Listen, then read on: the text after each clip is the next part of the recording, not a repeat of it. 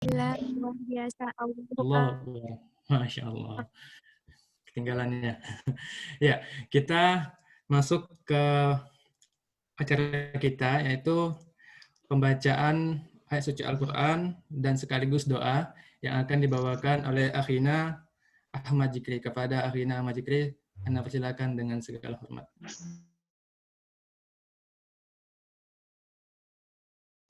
Assalamualaikum warahmatullahi wabarakatuh. Waalaikumsalam warahmatullahi Waalaikumsalam wabarakatuh. warahmatullahi wabarakatuh. Waalaikumsalam.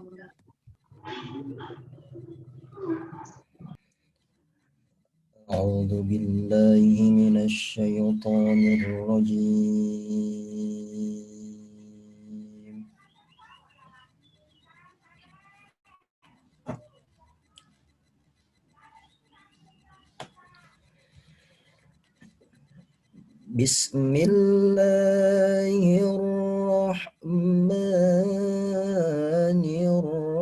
Bismillahirrahmanirrahim.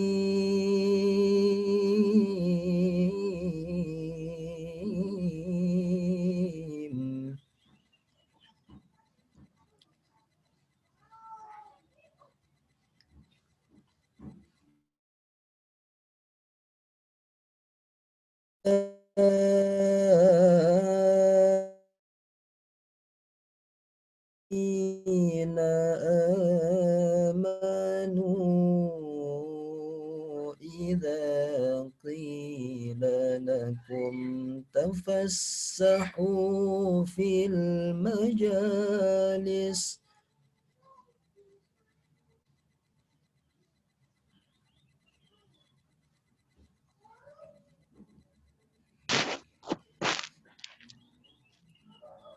إذا قيل لكم تفسحوا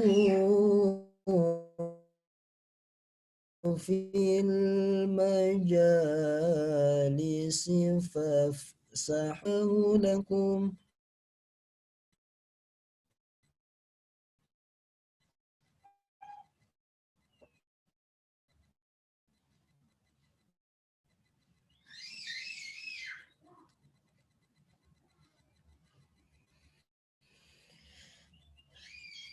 وإذا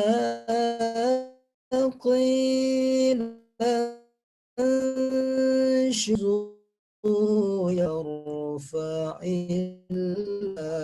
آمنوا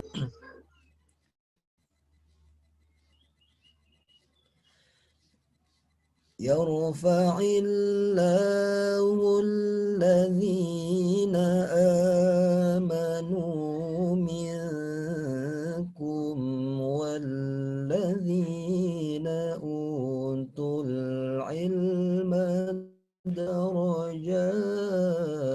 درجات والله بما تعملون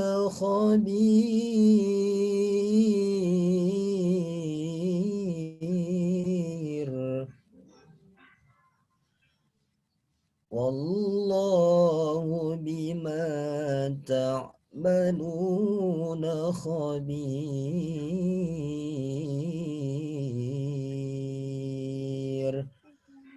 Sadaqallahul azim. A'udzu billahi minasy syaithanir rajim. Bismillahirrahmanirrahim.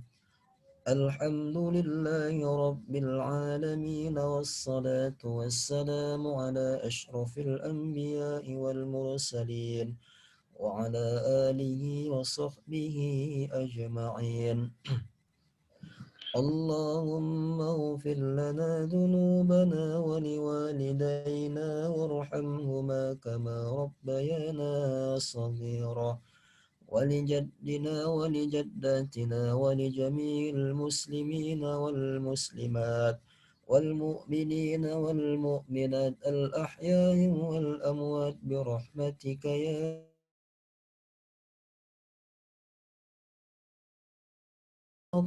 تقبل منا صلاتنا وصيامنا وركوعنا وسجودنا وقعودنا وتضرعنا وترشونا وتمم تقصرنا يا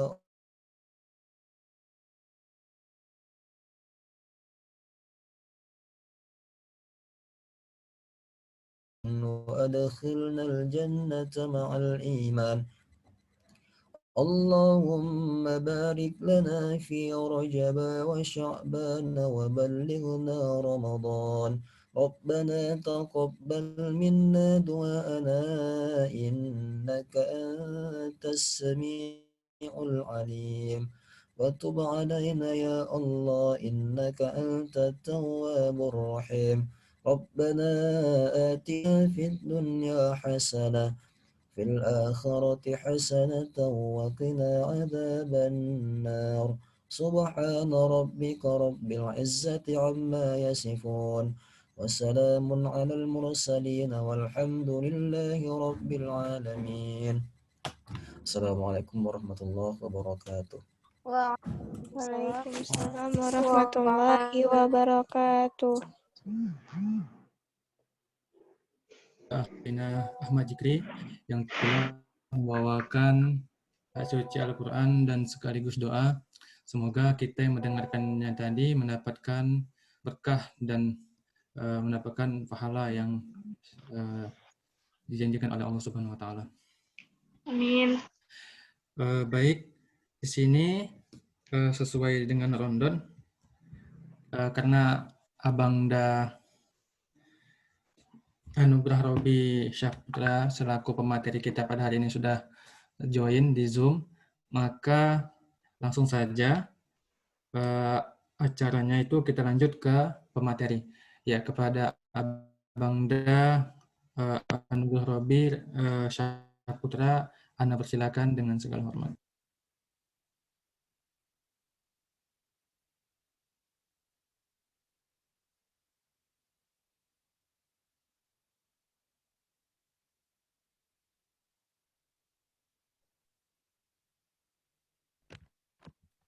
Assalamualaikum warahmatullahi wabarakatuh. Waalaikumsalam warahmatullahi wabarakatuh. Alhamdulillahilladzi alaqa baina qulubina fa asbahna bi ni'matihi ikhwana. Asyhadu an la ilaha illallah wahdahu la syarika lahu wa asyhadu anna Muhammadan abduhu wa rasuluh alladzi la nabiyya ba'dah. Puji dan syukur kepada Allah Subhanahu wa taala yang hingga detik ini masih mencurahkan banyak nikmat kepada kita semua, khususnya nikmat iman dan Islam, yang dua nikmat ini luar biasa berharga bagi kita dan tidak semua orang mendapatkannya.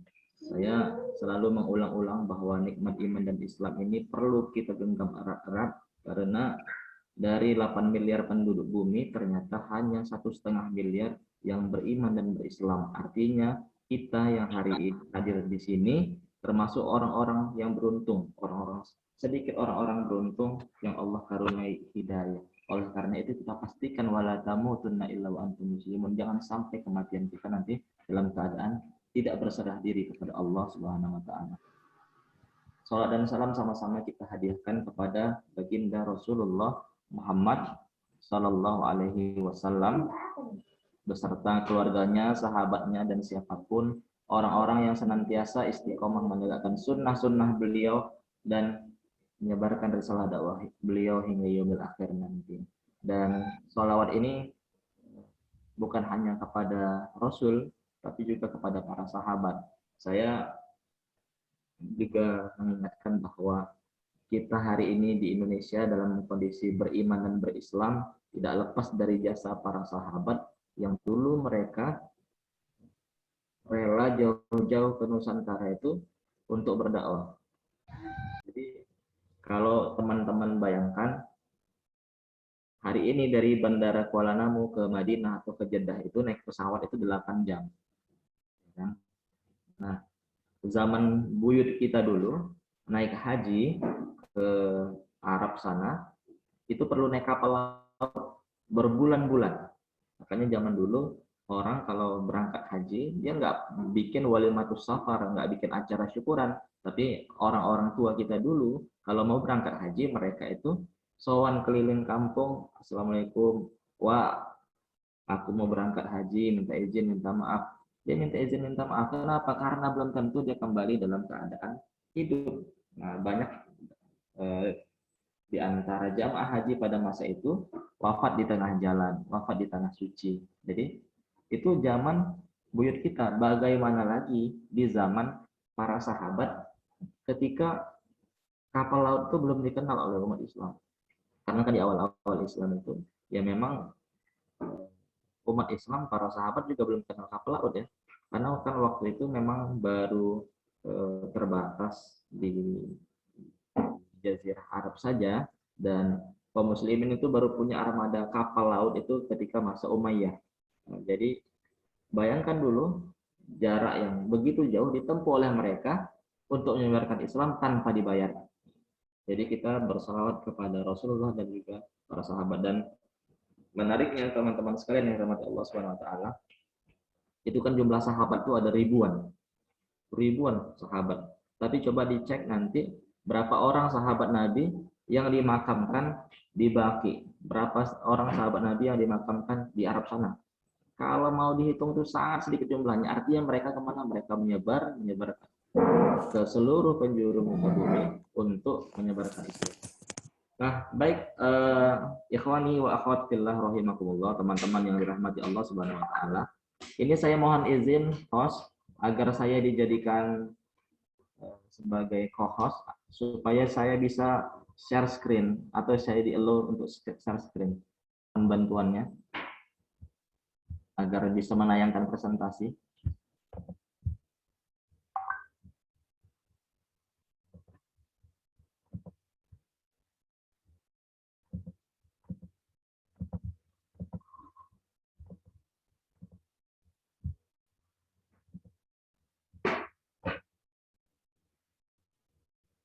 Baik, teman-teman sekalian.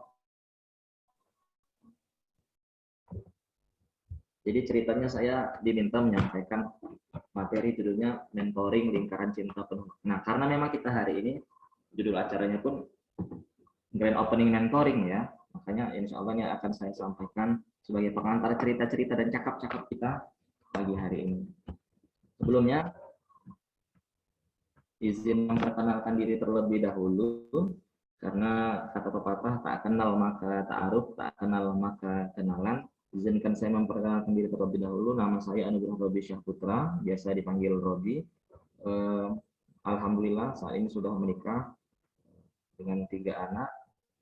Saat ini saya aktif di banyak kegiatan, salah satunya di komunitas penulis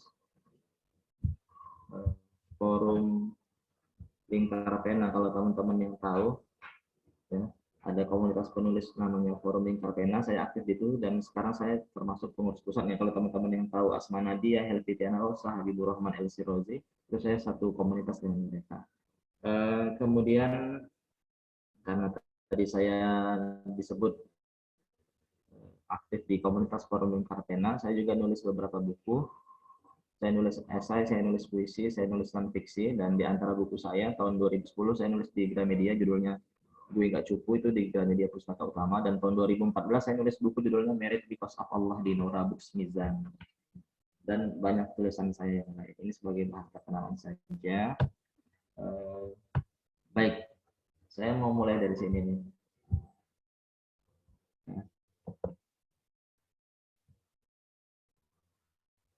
Coba teman-teman bisa baca tulisan ini enggak? Coba silahkan di unmute masing-masing. Silahkan baca tulisan yang ada di layar. Coba di unmute masing-masing, kemudian baca tulisan yang tertera di layar. Kalau kamu baca tulisan ini, itu tandanya kamu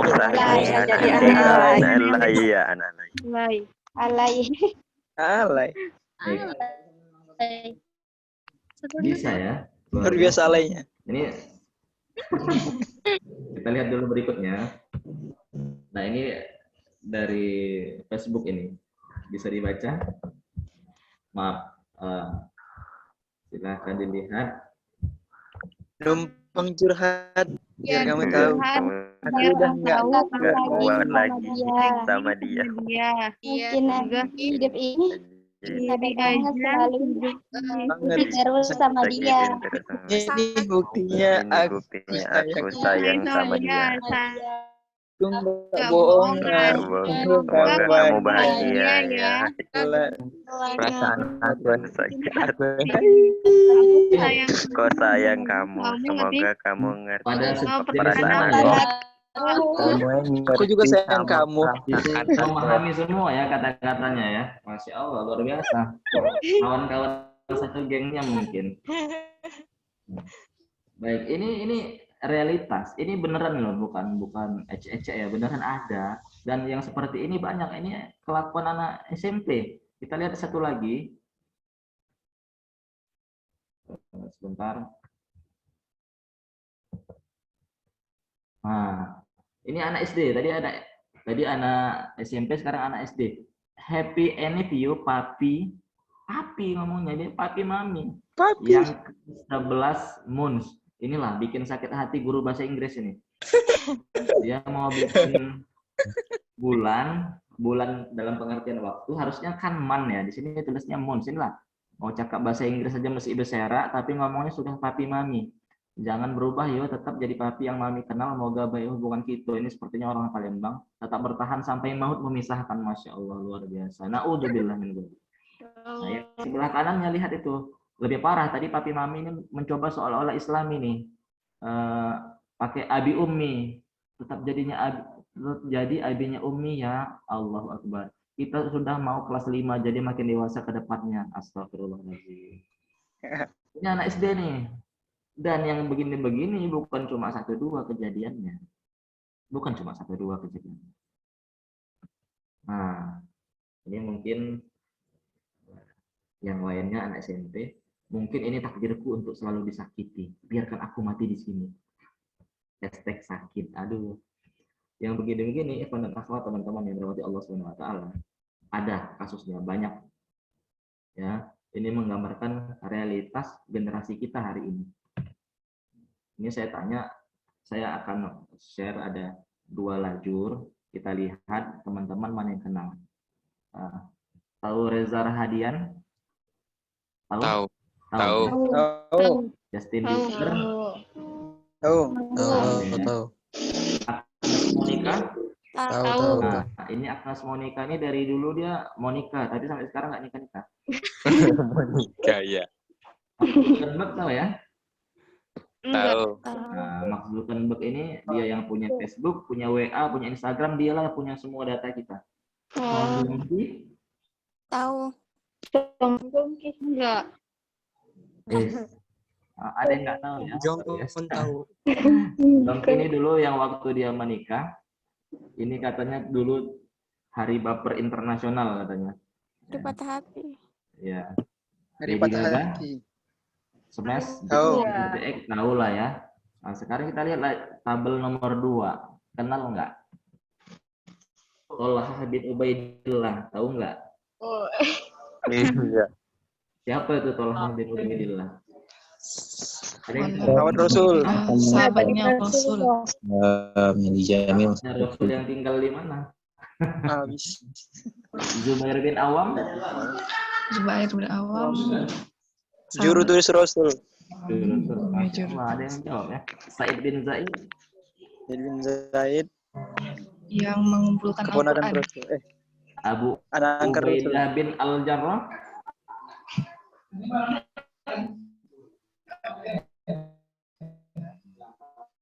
Bingung. Abu Ubaidah bin Al-Jarrah ini jadi nama ma'had di Rosa Islamiyah di Medan. Sahabat Nabi juga. Hafsah binti Umar. Adiknya Umar. Ya, anaknya Umar. Binti Umar. Anaknya. Anak. Zainab binti Huzaimah, anaknya Huzaimah ya. Juwairah binti Al-Haris. Siapa? Anak Al-Haris. Beliau adalah istri dari Dari Rasulullah SAW. Berapa istri Rasul? 11. 11 orang. 11 orang. 11. Iya, 11. 11 apa 13? 12. Ya kok jadi goyang? Kok jadi goyang? Abdullah bin Mas'ud. Ya, dia sahabat Nabi juga kan, sahabat Ibnu Nabi. Mas'ud ya. Nanti teman-teman harus pahami kalau sahabat Nabi itu pengertiannya adalah orang yang bertemu dengan Rasulullah dalam keadaan beriman, dia sampai wafatnya masih dalam keadaan beriman. Ini pengertian sahabat, dia harus ketemu sama Rasulullah. Nah, kalau nanti setelah sahabat ada namanya tabi'in. Tabi'in ini yang ketemu si sahabat dalam keadaan beriman dan wafatnya pun masih beriman. Setelah tabi'in nanti ada tabi'in. Mereka yang ketemu sama tabi'in dalam keadaan beriman dan sampai wafatnya beriman. Itu penggolongan generasi. Karena kata Nabi, khairul qurun qarni, sebaik-baik zamanku. Jadi memang kita perlu belajar banyak dari para sahabat. Dan realitasnya hari ini, kebanyakan generasi muda Islam itu nggak kenal dengan sahabat Nabi. 10 sahabat Nabi yang dijamin masuk surga itu, kita nggak kenal. Paling jago kita tahu namanya. Tapi kalau tokoh-tokoh ini yang bintang film ini, kita hafal semua, ya kan? Pevita Pierce tahu nih. Oh, Pevita Pierce. Ya. Baik, kita lanjut. Ini ada yang kenal? Ada yang tahu? Enggak. Enggak tahu. Tidak.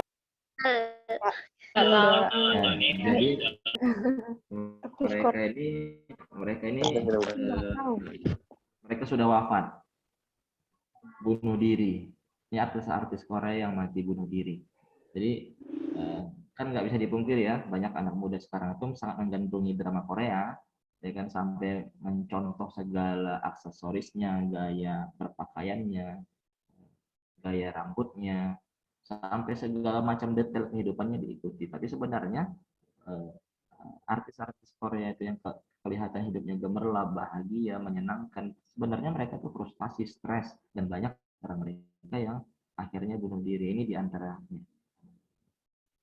Selanjutnya, ada yang tahu ini? Yang iPhone-nya laki-laki? Ada yang tahu? Ini lambang apa? Barcelona. Madrid. Real Madrid. Madrid ya. Kalau ini?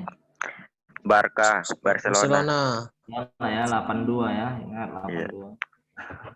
Iya. Kalau yang sebelahnya? Waduh. Apa ini?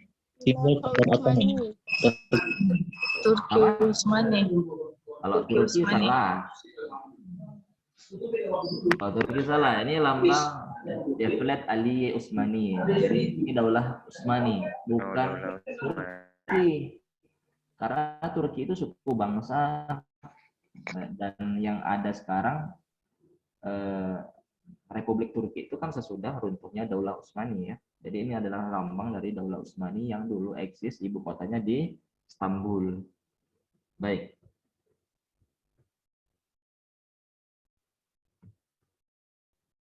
Rukun Islam ada berapa? 5. Ada 5. Oke. Rukun iman? Ada 6. Rukun wudhu ada berapa? 6. 5. Ayo. 6. Ada 6. Ada 6. Oke, rukun sholat ada berapa? 13. 13. Menurut mazhab Syafi'i 13. Nanti ada mazhab Hanafi cuma 6. Ya, nanti kalau kita di Syafi'i yang mayoritas ini 13. ya. Rukun pertama apa coba? Bersyahadat. Rukun pertama. Rukun syahadat. Pertanyaannya kurang jelas. Rukun sholat pertama. Rukun sholat pertama. Niat. Berdiri.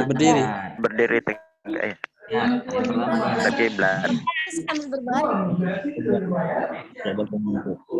Yang kedua. Niat. Yang kedua apa? Berdiri. Berdiri. Yang ketiga? Takbir. Ihram.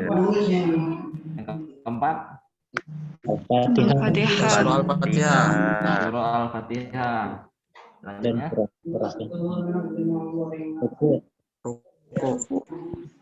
Ruku. Selanjutnya? Iktidal. Selanjutnya? Sujud. Selanjutnya? Dua kali sujud. Duduk di antara dua sujud. Duduk Duduk di antara dua sujud.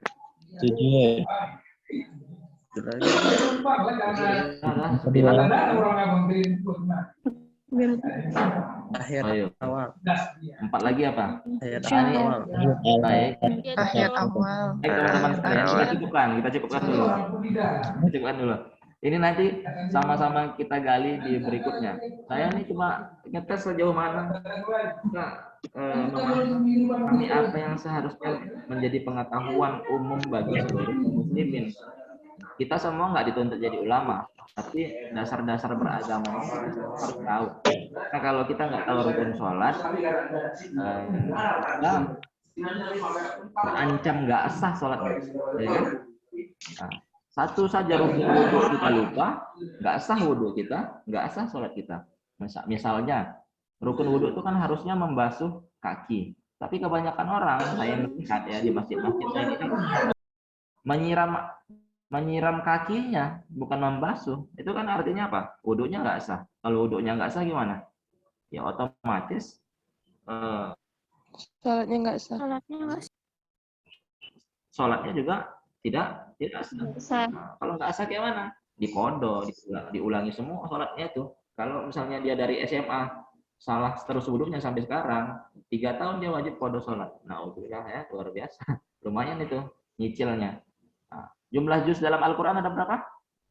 30. Ya, ini gampang. Jumlah surat dalam Al-Quran 14 ayat. 114 surah. jumlah surat ada berapa? 114. Jumlah ayat ada berapa? Kurang lebih 6.666 ayat. Ada kurang lebih. Ada banyak pendapat. Ada banyak pendapat ya. Jadi ada yang 6.236, ada yang 6.666. Banyak selisihnya ya. Oke, tapi itu menarik. Kita lanjutkan dulu. Baik, saya masih cerita ini loh. Di sini semua punya akun Instagram kan? Iya, Ustaz. Nah, ini mencermati anak zaman sekarang itu, rata-rata tidurnya itu nggak ada yang tidur kayak zaman kami dulu. Zaman saya dulu tuh, dunia dalam berita TVRI jam 9 semua tidur. Jam 9. Sekarang jam 12 masih online. Apa yang dilakukan? Stalking akun lawan jenis, ya nggak? Masih bisa di tengah malam mulai melakukan umpan-umpan apa ya? Menebar jaring umpan. Luar biasa nih. Penyakitnya apa namanya? Ini kalau bahasanya saya insomnia. Insomnia karena dia. Ini penyakit sebagian generasi muda zaman sekarang. Rela menghabiskan waktunya hingga tengah malam hanya untuk scrolling lini masa media sosial tanpa produktivitas. Ya. Dan hati-hati para akhwat sekalian kaum muslimah yang sekarang itu banyak namanya playboy fisabilillah. Playboy fisabilillah. Kelihatannya pakai baju koko, berjenggot, berpeci, ya kan? Status feed Instagramnya Hanan Ataki, Ustaz Adi Hidayat, Ustaz Abdul Somad, ya kan? Pokoknya Islami lah, kata-kata hikmah, ayat Quran, hadis, semua isinya begitu. Tapi tiba-tiba nanti dia sering ngechat masalah pribadi. Assalamualaikum ukti, apa kabar, sudah makan? Nah, nanti malam dia mulai, duhai ukti, tidakkah engkau lihat rembulan malam ini? Alangkah indahnya apabila kita bersujud menghadapnya, menegakkan tangan, bermohon kehadirannya, bla bla.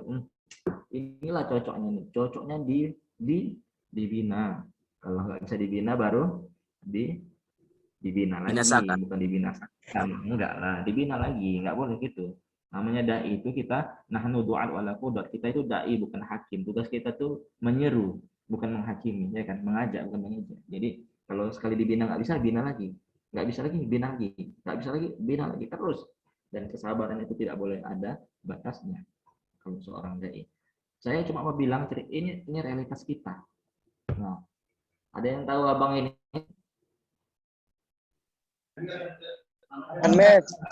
Iya, tahu ya. Suara saya fals karena dulu waktu ikut tim nasyid akapela saya bagian apanya itu yang nada belakangnya itu loh. Jadi aku pertama kali kulihat dirimu hadir, rasa hati ini inginkan dirimu. Allahu Akbar. Ini kalau sering-sering kita dengar, semua jalan hidup kita akan kita cocok-cocokkan dengan lagu ini. Kita buatlah cerita, pas sekali lagu ini sama cerita hidupku, ya kan? Nanti mau ada acara atau mau belajar kelompok, kita laki-laki datang pertama, habis itu datang perempuan berdua, dah masuk lagu ini, waktu pertama kali kulihat dirimu hadir. Itu gara-gara belajar kelompok aja, baru datang gara-gara datang pertama. Nah, duduk di perpustakaan di meja yang sama, dah masuk lagi lagu ini, waktu pertama kali. Itu aja. Jadi ini realitas kita nih. Kalau kita mendengarkan ini terus menerus, ini akan memenuhi pikiran kita. Jadi saya katakan teman-teman, you are what you read. Kamu adalah apa yang kamu baca. You are what you hear. Kamu adalah apa.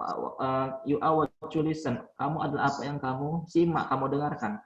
Dan you are what you follow. Kamu adalah apa yang kamu follow. Jadi teman-teman yang misalnya di media sosial itu follow akun Lambe Turah, ya hidupnya nggak akan jauh beda dari Lambe Turah itu. Isinya nyinyir, gosip, ya kan? Itu lain. Nah, kita lanjut. Ini tahu? Tahu lah ya. Ini kayaknya kalau anak zaman sekarang yang update kayaknya nggak ada yang nggak tahu beliau ini. Weh, kenapa boy? Enggak mati dong. Dan Beli item dong. Hilang. Dodo. baik, jadi tadi seperti saya katakan, kita adalah apa yang kita dengar, kita adalah apa yang kita baca, dan kita adalah apa yang kita follow.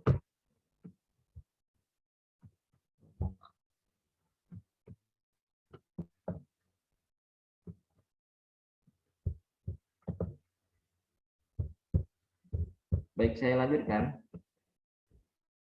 Jadi Rasulullah SAW sebenarnya sudah mengingatkan kita 14 abad yang lalu. An Abi Hurairah radhiyallahu anhu, la taqumus sa'ah, dari Abu Hurairah radhiyallahu anhu, katanya Rasulullah itu bersabda kan, dan tidak akan terjadi sa'ah, hari kiamat, hatta, hingga ta'khudha ummati bi akhzil quruni qablaha shibran bi shibrin wa zira'an bi zira'in, hingga umatku mengambil langkah generasi sebelumnya sejengkal demi sejengkal dan sehasta demi sehasta, kan? Fakila, dan kemudian dikatakan kepada beliau, ya Rasulullah, kafarisa warum, apakah mereka adalah orang-orang Persia dan Romawi? Faqala wa man wa minan nasi illa ulaik. Siapa lagi kalau bukan mereka, kata Rasulullah. Nah, kalau dalam riwayat lain, apakah yang dimaksud ini adalah kaum Yahudi dan Nasrani? Kata Rasulullah, siapa lagi kalau bukan mereka. Jadi ini sudah disinyalir, diramalkan oleh Rasulullah. Ada suatu masa kita sebagian umat Islam itu akan mengikuti langkah-langkah kaum kufar. Nah, dan realitasnya sudah tertampang di depan mata kita. Kata Rasulullah SAW lain dalam hadis riwayat Abu Daud, man tasyabbaha biqaumin fahuwa minhum. Barang siapa yang mengikuti kebiasaan suatu kaum, dia termasuk kaum tersebut. Ya, lihat sekarang anak-anak kita, dan mungkin di lingkaran pertemanan kita, tetangga kita, saudara kita, kawan kita, ya pacaran boleh apa enggak? Udah menikah. Boleh enggak? Boleh nikah. Siapa yang bilang boleh setelah nikah? Enggak boleh. Nikah ya nikah, pacaran ya pacaran. Kalau pacaran setelah nikah, pacarannya sama istri orang lain boleh? Nggak boleh, nggak boleh. Nggak boleh kan? Ya makanya pacaran nggak boleh. Yang boleh sih jangan salah. Jangan salah. Nah, dan pacaran itu bukan harus dikasih judul pacaran. Judulnya bisa banyak, termasuk abang adik angkat. Nah, ini paling modus di kampus tuh paling banyak gitu. Kamu udah seperti adikku sendiri ya. Ini hati-hati nih, modus buaya zaman sekarang ya. Modus paling buaya zaman sekarang itu. Baik. Teman-teman yang dirahmati Allah Subhanahu wa taala, karena kita bercerita tentang tadi mentoring dengan cinta penuh makna, maka saya bilang kita berkaca dari apa yang diungkapkan Rasulullah 14 abad yang lalu, al-Islamu ya'lu wa la yu'la. Islam itu tinggi dan tidak ada yang lebih tinggi dari Islam. Tapi kita lihat kenyataannya hari ini, kalau yang jelek-jelek itu orang Islam. Siapa yang korupsi? Islam. Yang miskin? Islam. Yang bodoh? Islam. Yang nyuri? Islam. Yang kriminal? Islam. Kok jelek kali rasanya? Padahal Rasulullah bilang kaum muslimin ini adalah tinggi. Islam itu tinggi dan tidak ada yang lebih tinggi dari ini. Tapi kemudian seorang ulama cendekiawan muslim asal Pakistan, Syekh Abdul A'la Al-Maududi memberikan jawaban. Sebabnya adalah al-Islam mahjubum bil muslim. Jadi kemuliaan Islam itu terhijabi, tertutupi oleh kelakuan umat Islam sendiri. Ini kan problemnya. Islam ini tinggi, dijamin, digaransi. Tapi kok hari ini belum jaya, kok justru terpuruk, tertindas. Ternyata persoalannya adalah kelakuan kita sendiri. Dan oleh karena itu, tidak ada solusinya kecuali sebagaimana yang dipersyaratkan Allah Subhanahu wa taala dalam Al-Qur'an, kuntum khairu ummah, kalian itu umat terbaik, tapi ada syaratnya. Apa itu ukhrijat linnas, ta'muruna bil ma'ruf wa tanhauna 'anil munkar. Jadi, kalian itu akan jadi yang terbaik kalau kalian menyuruh manusia kepada ta'muru bil ma'ruf dan wa tanhauna 'anil munkar, menyuruh kepada yang ma'ruf, yang baik-baik dan mencegah yang mungkar. Maka teman-teman yang dirahmati Allah Subhanahu wa taala, penting sekali bagi kita, nah, insya Allah bergabungnya kita dengan lembaga dakwah kampus Al-Izzah di UIN Sumatera Utara ini adalah cara kita untuk menjadi khairul ummah itu. Dan apa yang dilakukan di LDK Al-Izzah dan LDK lainnya di Indonesia namanya tarbiyah Islamiyah, pendidikan Islam. Tarbiyah Islamiyah itu dalilnya di mana? Di surat Al-Baqarah 151. Di sini ada kama arsalna fikum rasulan minkum yatlu alaikum. Jadi ini kepada bangsa Arab nih. Kami juga telah mengutus Muhammad ke tengah-tengah kalian sebagai rasul yang berasal dari bangsa kalian. Ngapain rasul ini? Nah, yatlu alaikum ayatina. Muhammad itu membacakan ayat-ayat kami kepada kalian. Kemudian apalagi? Wa yuzakkikum, dan juga membersihkan diri kalian, mensucikan diri kalian dari kesyirikan. Wa yu'allimukumul kitab wal hikmah, dan kemudian mengajarkan kitab dan hikmah. Kitab dan hikmah ini pengertiannya Al-Qur'an dan Sunnah pada kalian. Wa yu'allimukum ma lam takunu ta'lamun. Jadi Muhammad juga mengajarkan kepada kalian kisah-kisah umat yang terdahulu yang tidak kalian ketahui sebelumnya. Jadi ini yang kita lakukan nanti ketika bersama LDK Al-Izzah adalah tarbiyah ini. Jadi ada tilawah, membacakan ayat Allah, kemudian tazkiyah, mensucikan diri, dan taklim, belajar keilmuan. Dan disinilah ya yang kita metodenya yang kita ikuti adalah metode yang ditempuh oleh Rasulullah ketika mengkader para sahabatnya. Dulu kalau teman-teman nanti silahkan baca Sirah Nabawiyah, boleh yang klasik ada Sirah Ibnu Hisham maupun yang relatif kontemporer itu misalnya Rohikul Maktumnya, kitab Rohikul Maktumnya Syekh Safiyur Rahman Al-Mubarakfuri atau Sirah Nabawiyahnya Syekh Dr. Said Ramadan Al-Buti. Jelas sekali metode kaderisasinya Rasulullah itu adalah tarbiyah ini. Jadi dulu Rasulullah di era dakwahnya sirri yang masih sembunyi-sembunyi ketika di Makkah, Rasulullah itu mengumpulkan para sahabat sembunyi-sembunyi dia mengkader secara terbatas di rumah Al-Qam bin Abil Arqam, diam-diam terbatas. Dan di situ ada diskusi intensif. Di sinilah kita sebenarnya kepengen membangun tarbiyah itu yang kalau bahasanya di kampus kita sebut dengan mentoring. Jadi mentoring itu teman-teman semuanya insya Allah akan ikuti setelah ini adalah proses pembinaan intensif tatap muka, ya kan, pesertanya nggak banyak, paling banyak 10-12 orang satu grup.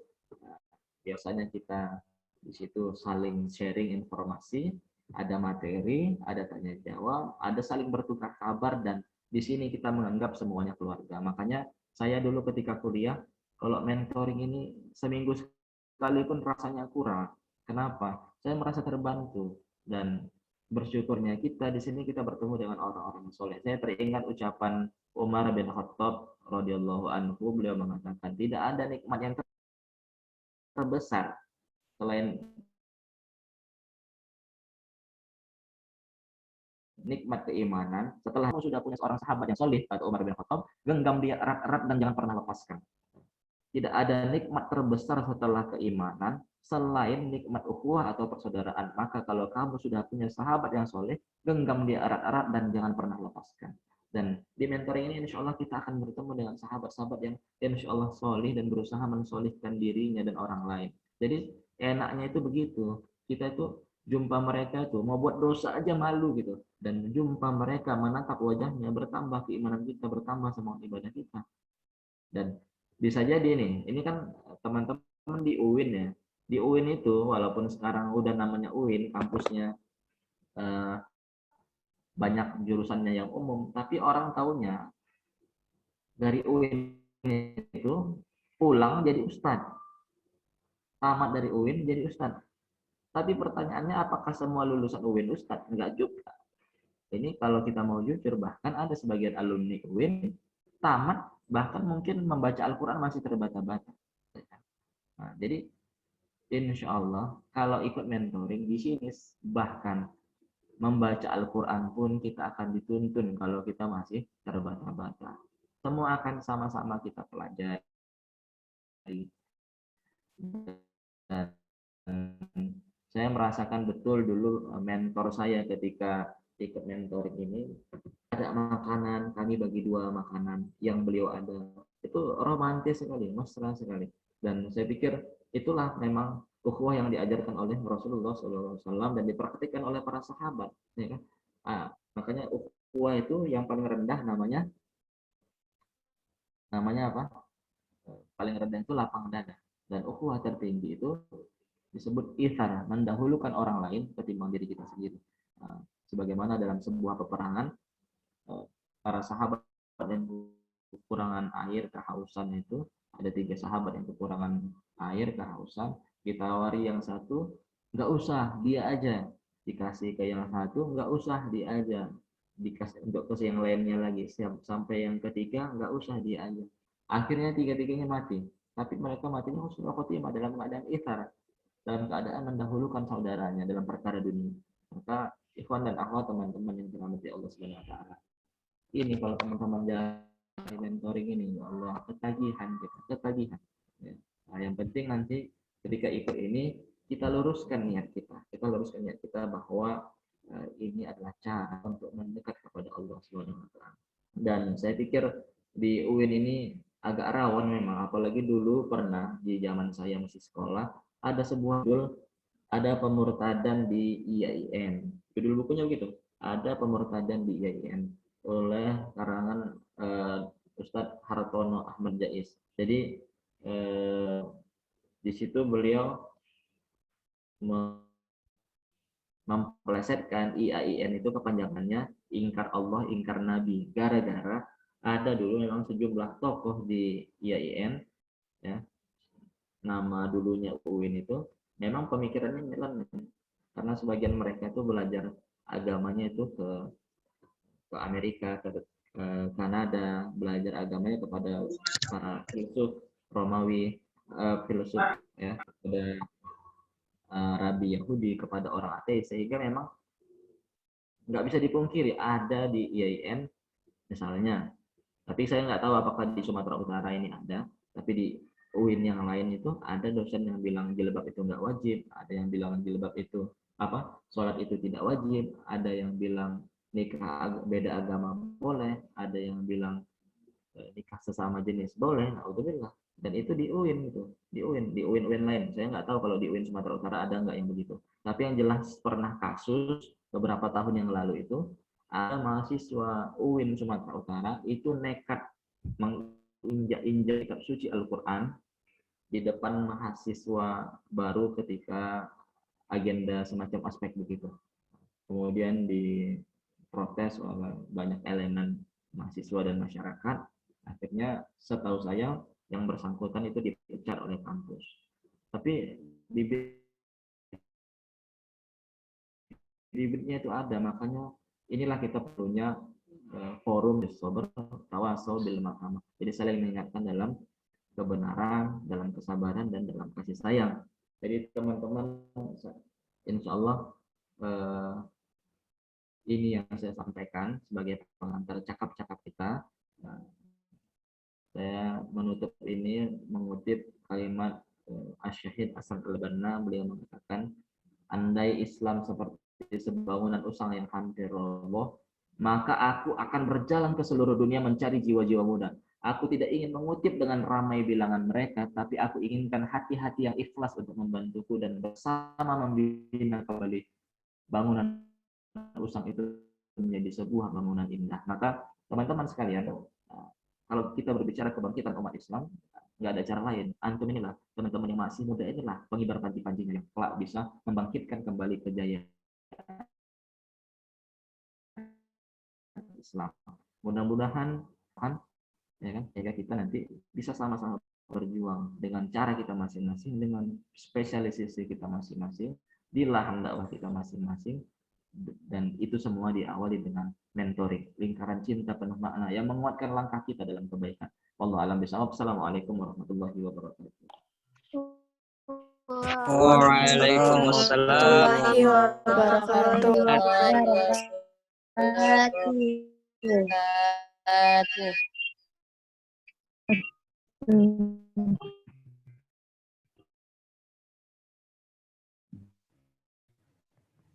Baik, jazakumullah khair kepada Ustadz Abangda Anugerah Robi Syapra yang sudah membawakan materinya pada pagi hari ini.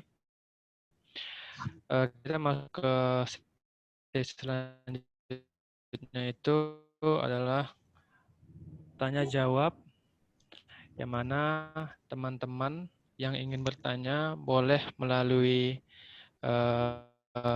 suara seperti ini, atau teman-teman bisa tulis di kolom chat dengan menyebutkan nama, jurusan, fakultas,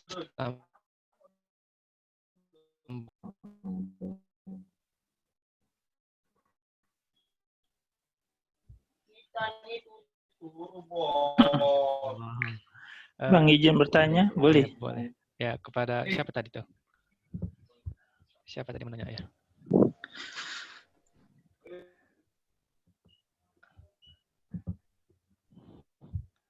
Ya, siapa tadi menanya?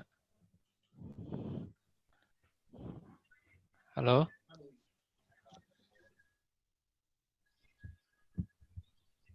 Cek. Tadi ada Bang Ahmad ya?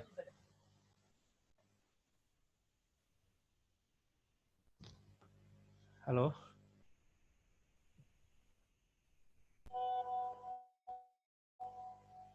Ya, tadi ada mau nanya. Siapa tadi? Oh, iya, kemana? Ana. Oh, Masya Allah. Abang Da nih rupanya. Ya, Anda persilakan kepada Abang Da Agil Hadi Guna Saragih.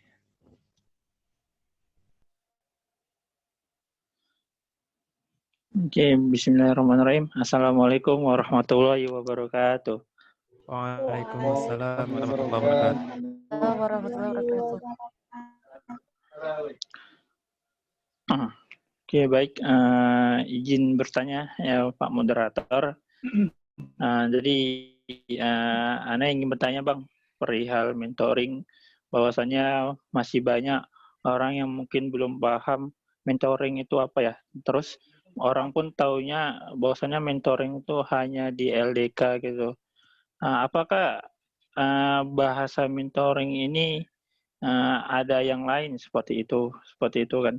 Karena bahwasanya orang mengikuti mentoring itu hanya untuk masuk ke LDK saja, seperti itu sih. Itu gimana Bang? Oke, mungkin itu aja. Cek.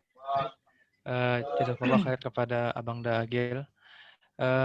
Ini gimana Bang? Langsung dijawab atau dikumpulkan dulu semua pertanyaannya? Kumpulkan dulu, Ustaz. Oh, siap Bang. Ya, teman-teman semuanya, kalau ada lagi yang mau nanya, Anda persilakan. Saya Bang. Oh, Bang Ahmad ya? Iya. Kepada Abang Ya. kepada Bang Ahmad, Anda persilakan dengan segala hormat.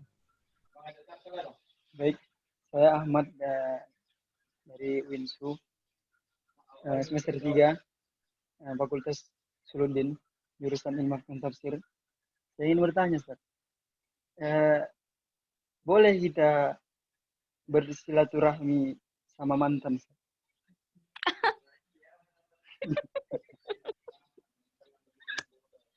Iya, Ustaz. Masya Allah. Soalnya ada was-was gitu, Ustaz. Masya Allah. Udah gitu aja, Bang? Iya, Ustaz. Iya, Ustaz. Oh, Masya Allah. Jazakallah khair kepada Abang Ahmad yang sudah bertanya. Ya, teman-teman yang lain ada yang mau nanya enggak? Mungkin dari akhwat lah ya. Tadi Ikhwan ada udah. Mungkin perwakilan akhwat mungkin 2 lagi. Boleh yuk nanya yuk. Telepon masih boleh, Bang? Siap, boleh. Siapa tadi? Saya Oh, Rohis. Rohis ya. Pada Bang Rohis, Anda persilakan dengan segala hormat. Bismillahirrahmanirrahim. Assalamualaikum warahmatullahi wabarakatuh.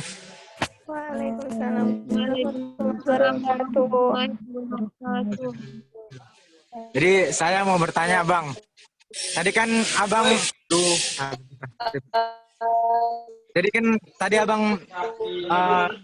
sampaikan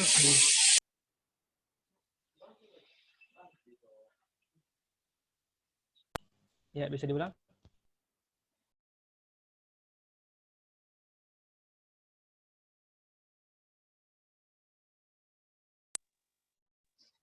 Oke, mohon maaf, Bang.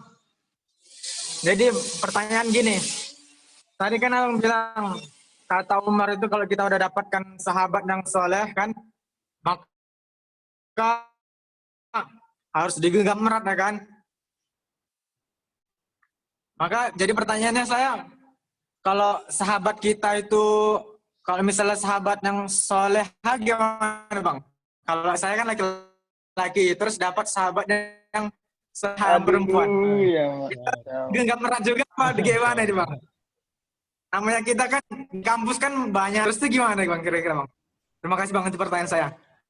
Masya Allah ya, luar biasa pertanyaan dari peserta pagi ini, Masya Allah.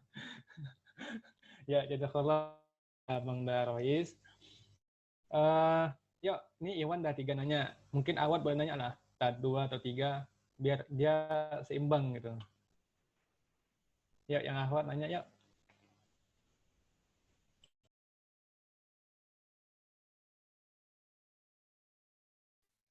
Itu ada yang nanya di chat itu, Bang.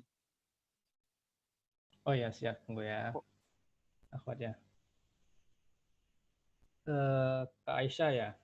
Izin bertanya, Ustadz. Ya. Assalamualaikum warahmatullahi wabarakatuh. Izin bertanya, Ustadz. Bagaimana cara kita untuk menjaga kualitas iman?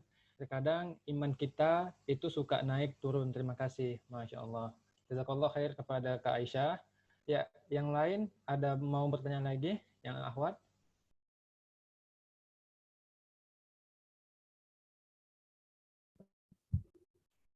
Di atas Aisyah itu tadi ada satu lagi pertanyaan itu, Bang. Oh iya, siap Ustaz. Dari Nur Hasanah Hasibuan. Nur Hasanah. Assalamualaikum. Oh ya, Masya Allah. Afwan, aneh lompat ya. Assalamualaikum warahmatullahi wabarakatuh. Perkenalkan, nama saya Nur Hasanah Hasibuan. Prodi PAUD. PAUD ya maksudnya. PAUD semester 3 dari Winsu. Izin bertanya Ustadz, apa saja syarat untuk bisa masuk LDK dan manfaat masuk LDK? Masya Allah, ini pertanyaan mungkin untuk mewakili teman-teman ya. Ya nanti bisa dijawab sama Ustadz. Ini gimana Ustadz? Cukup 5 Ustadz? Cukup dulu ya. Ya, cukup, Masya Allah. Ya, kepada Ustadz, Anda silakan dengan segala hormat untuk menjawab. Pertanyaan pertama tadi, mentoring itu apakah hanya di LDK atau ada di tempat lain? Jadi, Kalau sebenarnya kalau mentoring itu kan istilah bahasa Inggris ya. Jadi kalau ini teori pembinaan SDM modern, ya kan, ada beberapa metode dalam membina SDM.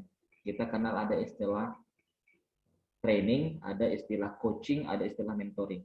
Training, coaching, mentoring, nanti ada lagi counseling. Nah, kalau membedakan antara ini yang penting dibedakan, saya pikir antara mentoring, coaching, sama training.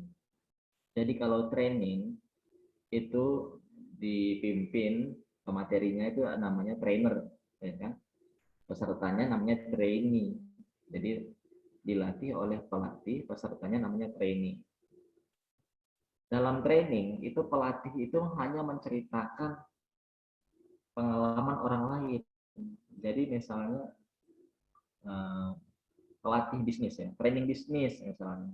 Maka narasumbernya, trainernya hanya akan cerita Bob Sadino itu begini, Bill Gates itu begini, Elon Musk itu begini, Jeff Bezos itu begini kalau mereka mau kaya. Dia hanya menceritakan orang lain, tapi dia sendiri enggak. Kenapa? Dia sendiri belum kaya. Misalnya itu seminar bisnis, seminar cara cepat jadi kaya, cara cepat jadi miliarder. Trainernya sendiri belum kaya sebenarnya. Itu kalau trainer, training. Nah, ada lagi mentoring. Kalau mentoring, itu pembinaannya berbasis pengalaman si mentor. Jadi kalau dalam mentoring dibina, narasumbernya itu namanya mentor, pesertanya namanya mentee. Tulisannya MENTEE ya, bacanya mentee. Nah, jadi itu semua yang disampaikan yang berbasis jadi ketika misalnya mentor bisnis bercerita bagaimana membangun itu begini, saya dulu cari lokasi itu caranya begini, saya dulu membangun jaringan itu nyarinya di sini, saya itu ngurus perizinan itu caranya begini. Itu dia semua pengalaman pribadi. Jadi ini titik tekannya bedanya di situ, trainer sama mentoring, training sama mentoring. Satu lagi ada coaching. Coaching itu konsepnya terutama di olahraga sebenarnya ya. Nah, kalau mentoring tadi berbasis pengalaman si mentor, kalau coaching yang dipimpin oleh coach itu bukan berbasis pengalaman coachnya, tapi justru berbasis pengalaman si coachingnya, orang yang dilatih. Jadi kalau coaching itu kita kalau di peserta coaching, kita yang cerita, coach saya punya masalah begini begini begini. Nah, kemudian cara kita di apa namanya masalah kita hari ini kita maksud di acara ini adalah mentoring agama Islam. Jadi nanti nanti kan kita dituntut, dibina, dibimbing agar bisa memenuhi apa yang kita sebut sebagai muwasafat seorang muslim. Ada 10 ya, nanti mulai dari salimul akidah, sahihul ibadah. Salimul akidah itu akidah yang salim, yang selamat, kemudian sahihul ibadah, ibadah yang benar, ya kan, matinul khuluq, akhlak yang mulia, akhlak yang terpuji, dan seterusnya nanti sampai yang ke-10. Itu semua kita dibimbing berdasarkan pengalaman mentor. Makanya mentor itu wajib dia sudah melaksanakan apa yang disampaikan. Jadi biasanya kalau kita harus baca Quran, kita harus tilawah 1 hari setengah juz, itu insya Allah mentornya sudah melaksanakannya duluan, sehingga ketika kita diajak untuk melakukan hal yang demikian, kita ya memang sudah tertampang di depan mata kita contoh yang melaksanakannya. Jadi pada prinsipnya mentoring itu adalah salah satu metode pembinaan SDM, dan di LDK pun nanti tetap ada juga training ya. Kalau pakai versi bahasa Arab namanya surah ya, artinya samanya itu. Tapi kita yang di LDK mentoring agama Islam yang insya Allah juga, tapi bukan berarti hanya membicarakan soal-soal agama, karena tarbiyah itu sendiri, pembinaan itu sendiri ada 3 aspek ya kan. Selain ada aspek ruhiyah, aspek hati, aspek rohani, ada juga aspek fikriyah, aspek pemikiran, dan ada juga aspek jasmani, aspek fisik. Jadi 3-tiganya harus tawazun, seimbang, semua dibina. Jadi mentoring itu pada prinsipnya adalah hal yang wajar dan Satu lagi, kalau mentoring agama Islam tadi, ada contohnya langsung dari Rasulullah, pernah dicontohkan oleh Rasulullah ketika mengkader para sahabat yang pertama yang tergabung dalam kelompok as-sabiqun al-awwalun. Itu untuk pertanyaan pertama tentang mentoring. Yang kedua tadi, boleh nggak silaturahim sama mantan? Ini mantap kali pertanyaannya. Keren, nggak? Sedap ya. Jadi, saya ingin katakan dulu, ini nyangkut juga pertanyaan ketiga tadi, bersahabat erat ya, menganggap erat sahabat yang solehah tadi ya. Nah, ini kalian ini pertanyaan kedua sama yang ketiga. Ini settingan kali kayaknya pertanyaannya bang, mancing kali ya bang ini. Jadi ya, saya katakan, kalau kita belajar kepada para ulama secara fikih, ya kan, laki-laki dan perempuan bukan mahram, itu sebenarnya nggak boleh berinteraksi, kecuali ada kepentingannya. Dan kepentingan apa yang dibolehkan oleh para ulama? Yang pertama, kepentingannya transaksi ekonomi, misalnya jual beli, ya kan? Nggak mungkin kita pergi ke pajak, laki-laki kita pilih harus yang jualnya laki-laki, perempuan harusnya nyari yang penjualnya perempuan, susah. Nyari tukang daging perempuan kan payah nyarinya ya. Jadi mau masak, mau nanti udah dekat Ramadan mau bikin rendang beli daging, kita nyari perempuan, nyari tukang daging perempuan, repot kali. Jadi boleh kalau transaksi bisnis, transaksi jual beli dagang dengan lawan jenis bukan mahram. Kemudian apalagi pendidikan. Jadi kayak di kampus, dosennya perempuan, mahasiswanya laki-laki, atau sebaliknya dosennya laki-laki, mahasiswinya perempuan, ya tidak masalah, boleh ya. Tapi di luar itu interaksi yang tidak perlu nggak boleh. Nah, cara dakwah berorganisasi kita ya termasuk yang dibolehkan.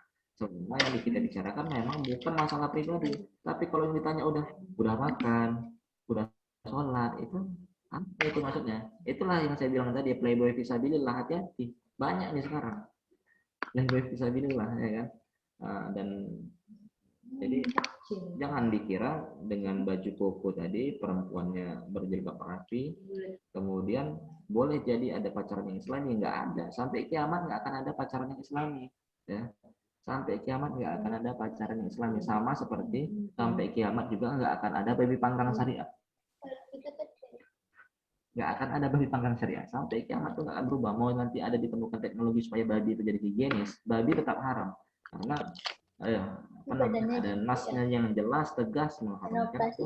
Karena dengan pacaran itu mendekati zina itu jelas dalam surat Al-Isra ayat 32, wala taqrabu zina, dan kalian dekati zina. Mendekatinya saja nggak boleh, apalagi berzinanya. Makanya teman-teman sekalian, terkait interaksi lawan jenis tadi, silaturahim sama mantan.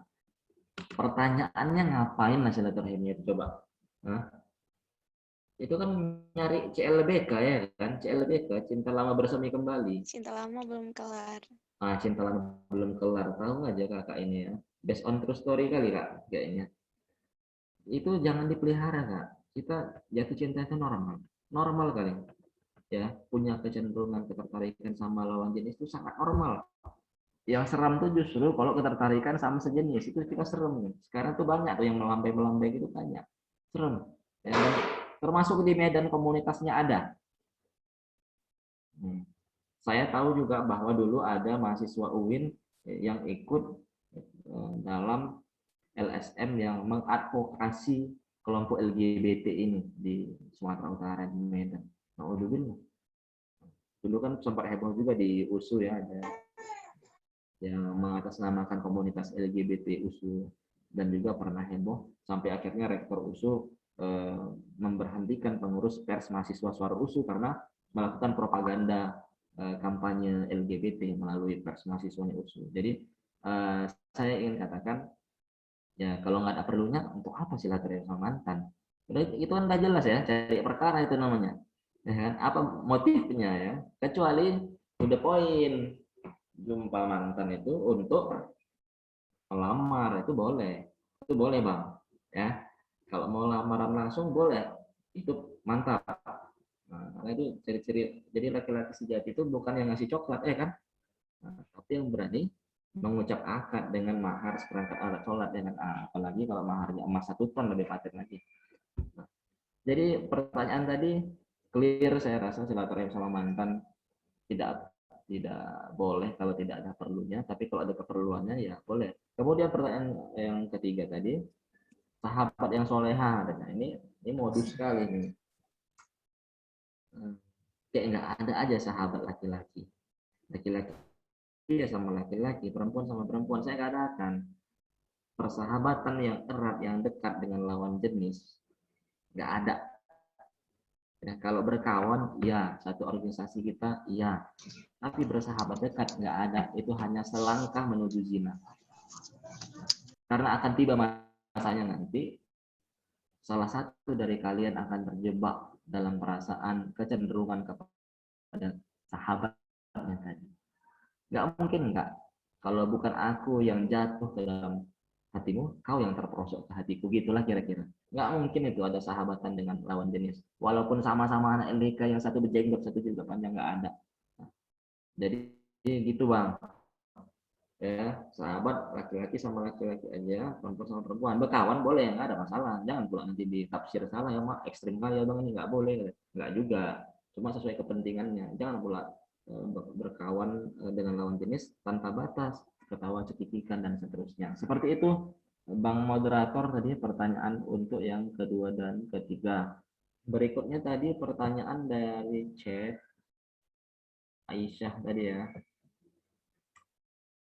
Bagaimana cara kita untuk meningkatkan kualitas iman, menjaga kualitas iman. Ya, memang dalam salah satu kitab hadis ada salah satu bab yang dikasih judul Al-imanu yazidu wa yanqus. Iman itu naik turun, iman itu fluktuatif. Yazidu bit ta'ah, naik itu dengan ketaatan, dan yanqusu bil maksiat, naiknya dengan ketaatan dan turunnya dengan kemaksiatan. Maka cara menjaga kualitas iman itu ya nggak ada cara lain dengan memperbanyak ketaatan. Memang harus dipaksa. Makanya saya bilang pepatah yang tepat itu ala bisa karena dipaksa. Memang harus dipaksa. Berbuat baik ini harus dipaksa. Pertama kita nggak ikhlas nggak apa-apa. Dipaksa sholat. Ini maksudnya kita memaksa diri sendiri ya, jangan maksa orang lain.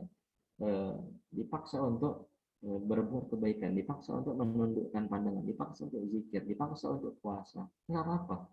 Dan salah satu cara terbaik lagi adalah ya membersamai orang soleh, dan itu termasuk nanti jawaban ke pertanyaan berikutnya dari Nur Hasan Hasibuan, termasuk itulah manfaat dari bergabung dengan LDK.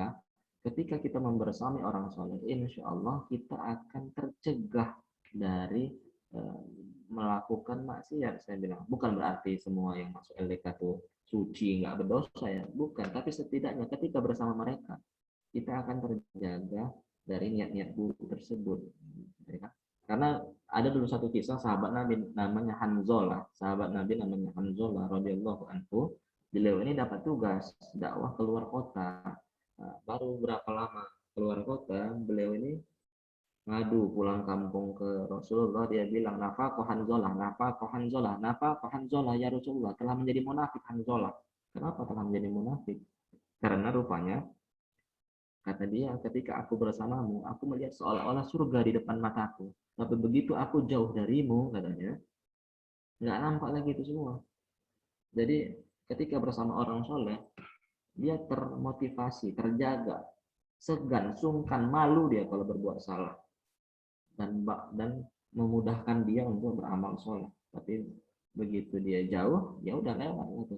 Dan anak LDK pun ada beberapa kasus yang pernah saya tahu, udah soleh betul dia nih ketika di kampus, saya kan kos-kosan sama anak LDK, tertata rapi kali lah sholat subuhnya berjamaah, siap sholat subuh dia tilawah Quran dulu setengah juz, habis itu nanti baca al-maksurat bersama, zikir pagi, luar biasa itu.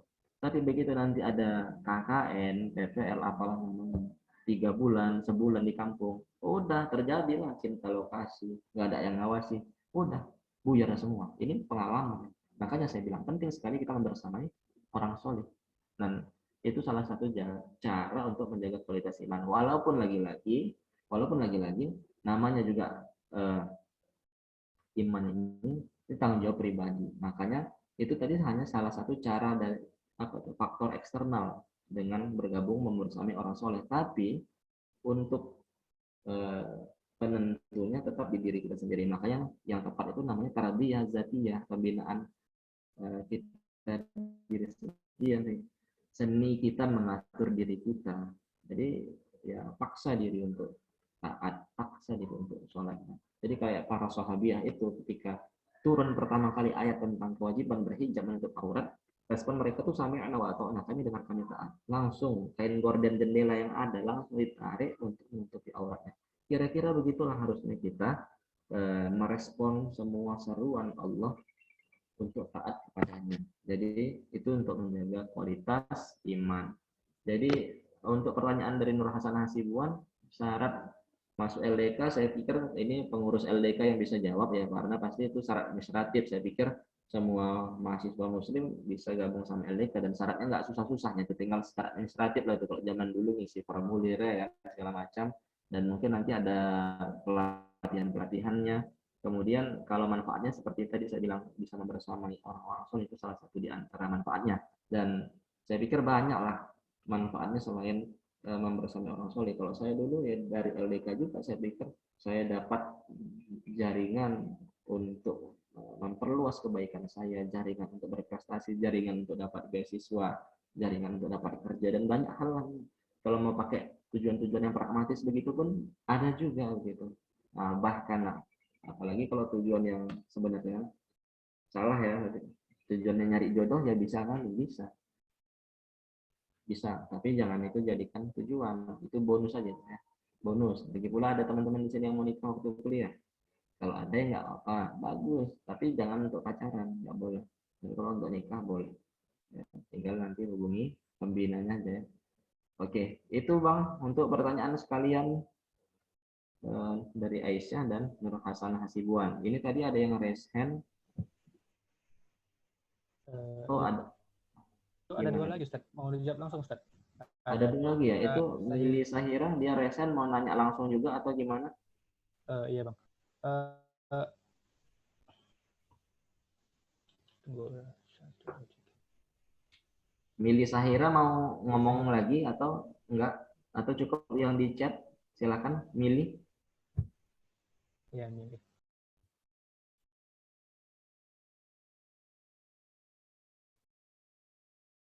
Mili. Mungkin dari chat aja. Dari chat saja ya. Iya, Ustaz. Itu pun juga ada dari Kak Dita Febrina tuh. Oke, baik.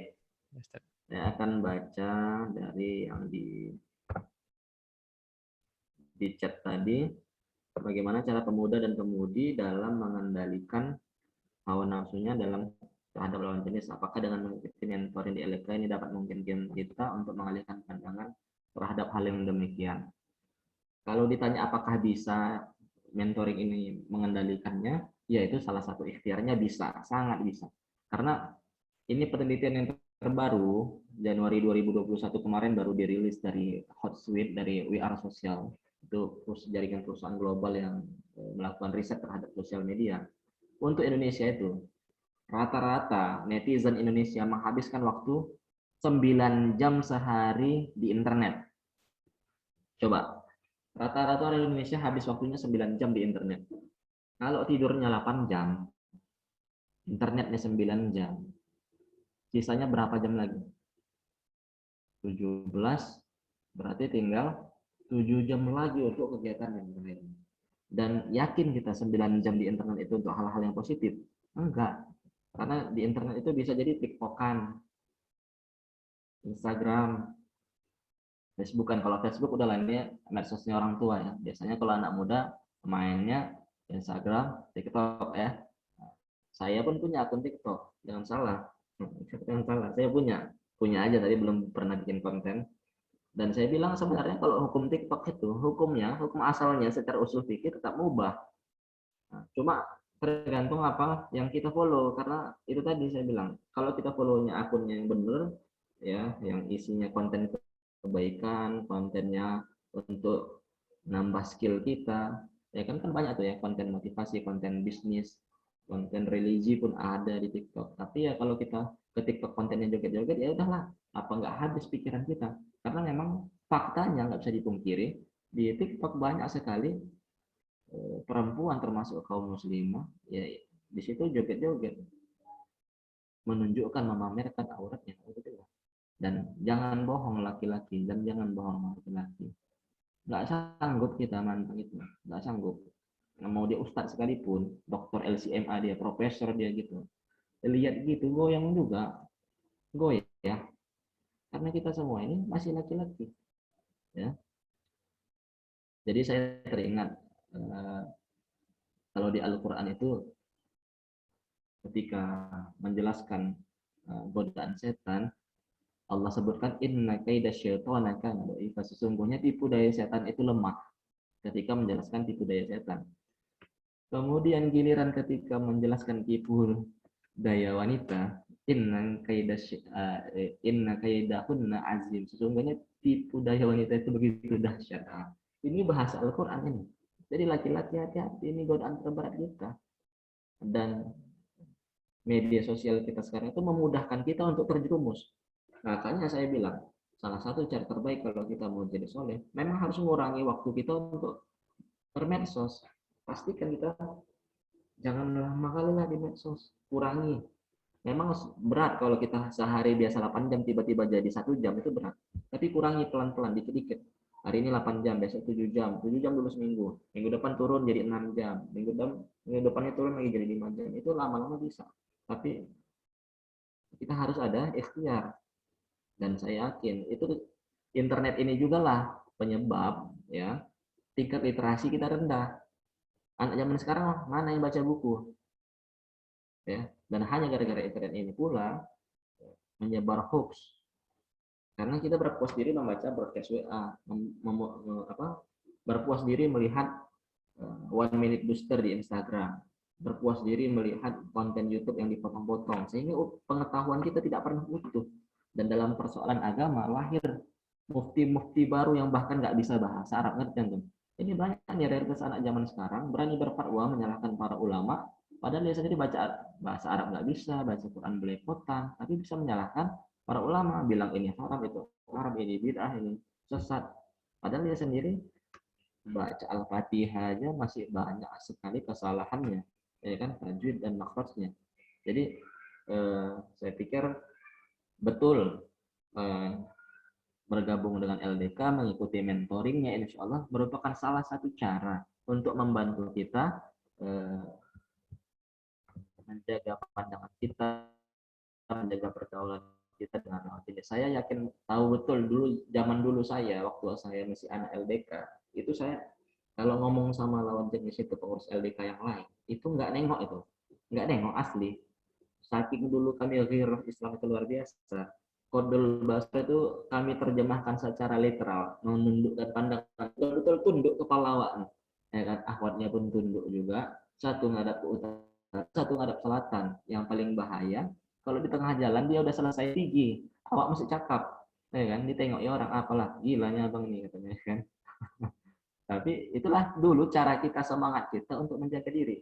Nah, baik, jadi itu jawaban saya tadi untuk pertanyaan dari siapa tadi yang nanya tadi ya? Iya, Ustaz. Mili tadi ya? Iya, Ustaz. Kemudian 45 juta rupiah lagi.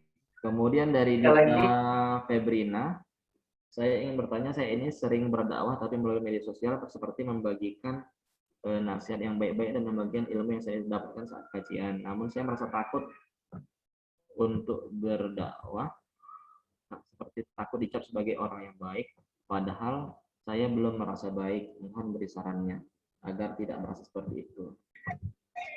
Tidak merasa baik itu bagus.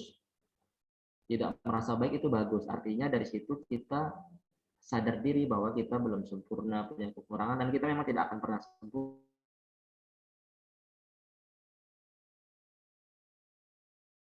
Makanya karena kita merasa diri untuk semakin baik terus setiap hari belajar dan evaluasi. Jadi kalau kita merasa diri kita belum baik, ya, belum betul-betul baik, kita membuka ruang evaluasi. Kalau orang kritik, kalau orang menyampaikan nasihat, Kalau orang menegur, bahkan kita terima dengan lapang dada, bahkan gembira. Karena artinya mesti ada orang yang sayang dan cinta kepada kita, memberikan saran dan nasihat. Jadi nggak apa-apa. Jadi jangan takut untuk berdakwah. Memang dalam Al-Quran, dalam surat As-Saff, Allah memang yang tanda petik mengancam, ya kan? Allah mengancam kalau orang-orang menyampaikan apa yang tidak dia kerjakan. Tapi itu bukan berarti semua orang yang belum melakukan tidak boleh menyampaikan. Ya kalau kita memang tahu, sampaikan. Karena Rasulullah bilang, balighu anni walau ayat, sampaikan dari walau satu ayat. Cuma ya memang itu harusnya jadi pemantik bagi diri kita, cambuk bagi diri kita, supaya kita melaksanakan apa yang kita ucapkan. Dulu ada Imam Hasan Al-Basri, rahimahullah, Imam Hasan Al-Basri ini diminta menyampaikan khutbah Jumat tentang memerdekakan budak. Diminta dia oleh BKM lah kalau zaman sekarang, ya kan. Ditolaknya, nanti dulu lah katanya. Ustaz, besok bisa? Nggak bisa, nanti dulu lah. Minggu depan, nantilah. Bulan depan, nantilah. Sampai kemudian, berapa bulan kemudian, baru kemudian Imam Hasan Al-Basri menyanggupi diri menyampaikan khutbah tentang memerdekakan budak. Apa cerita rupanya ketika ditanya, ya Imam, kenapa baru sekarang mau khutbah tentang memerdekakan budak? Iya, jawaban dia, dulu aku belum pernah memerdekakan budak karena disuruh ngisi tentang memerdekakan budak. Ngumpulin duit lah aku dulu. Ya kan, ngumpulin duit supaya cukup duitnya untuk memerdekakan budak. Jadi dia memastikan diri dulu sebelum menyampaikan itu dia sudah melaksanakan apa yang dia sampaikan. Memang ini nggak harus begini juga, tapi inilah salah satu cara. Jadi itu cukup jadi cambuk bagi kita saja supaya kita berbenah diri terus, gitu loh. Dan jangan pernah menganggap kritik itu sebagai kebencian. Sekali lagi, terima dengan lapang dada sama kritik, itu manusiawi itu ya.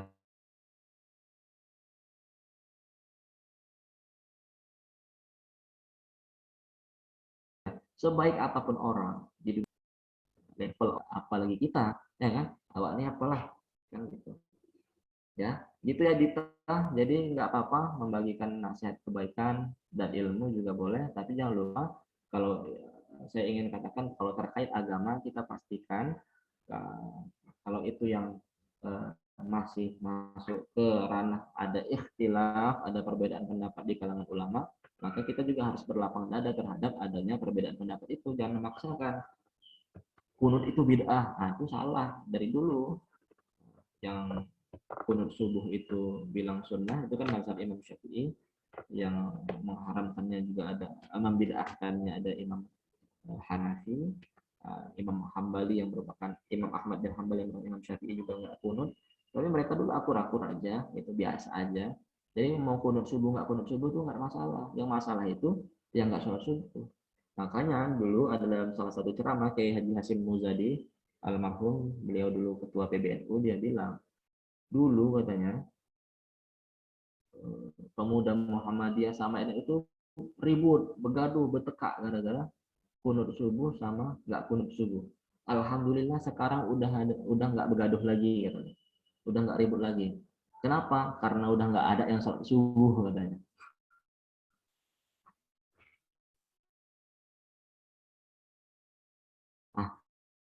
Ini sebenarnya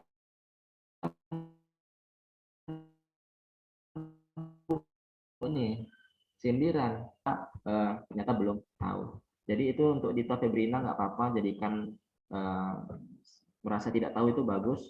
Jadi kita belajar terus, memperbaiki diri terus. Selanjutnya ini Bang Lukman, saya izin langsung aja ya ke pertanyaan berikutnya ya. Yep.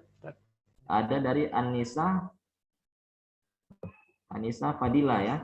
Bagaimana cara empu untuk memutuskan suatu hubungan yang tidak mau diputuskan? Mak, ini berat kali ya. Ya, aduh, ini mewakili banyak orang nih pertanyaannya.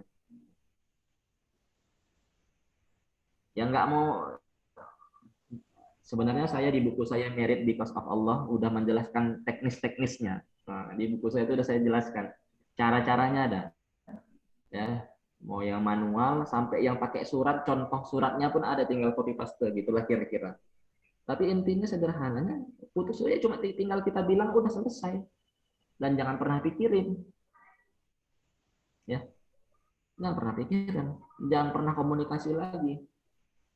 Nggak ada tuh ceritanya. Tapi kan menjaga silaturahim itu wajib. Nggak ada. Itu bukan silaturahim.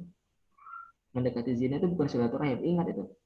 Dan saya katakan kepada para muslimah, para akhwat semua, bohong kalau ada yang bilang pacaran itu baik-baik aja. Kami pacaran positif, kami pacaran islami, pacaran syar'i, bohong.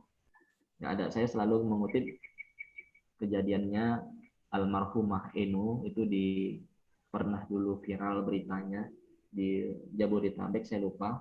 Eno ini akhirnya dia dibunuh oleh pacarnya, oleh cowoknya dengan sangat sadis waktu itu.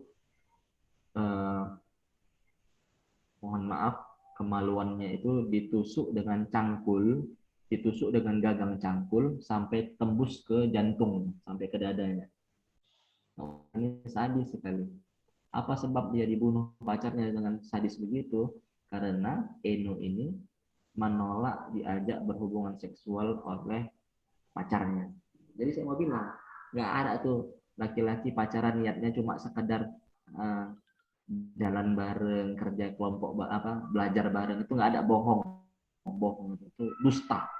Saya bilang dusta. Itu udah saya bahas di buku saya, nggak ada itu cerita. Jadi bagaimana cara untuk memutus hubungan? Ya udah sampaikan aja, Bang, aku udah belajar, ternyata pacaran itu haram, nggak boleh. Hubungan kita selama ini nggak diridhoi oleh Allah. Aku nggak mau lagi dimurkai oleh Allah. Jadi kita putus ya, selesai. Mohon izin untuk tidak perlu lagi menghubungiku. Udah selesai. Kalau masih agresif dia, blokir, ya, blokir nomornya, ya, blok dia di Instagram, blok dia di semua akun media sosial. Kenapa? Nah, saya khawatirnya jangan-jangan nanti kita pula yang belum rela. Nah, ini sebenarnya jangan sampai nanti seolah-olah dia yang nggak mau diputuskan, rupanya kita yang nggak mau.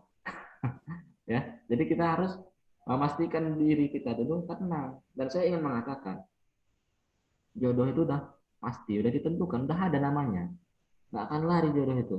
Ya, kan? Asam di gunung, garam di laut, ketemunya di belanga juga. Kalau udah jodoh nggak akan kemana.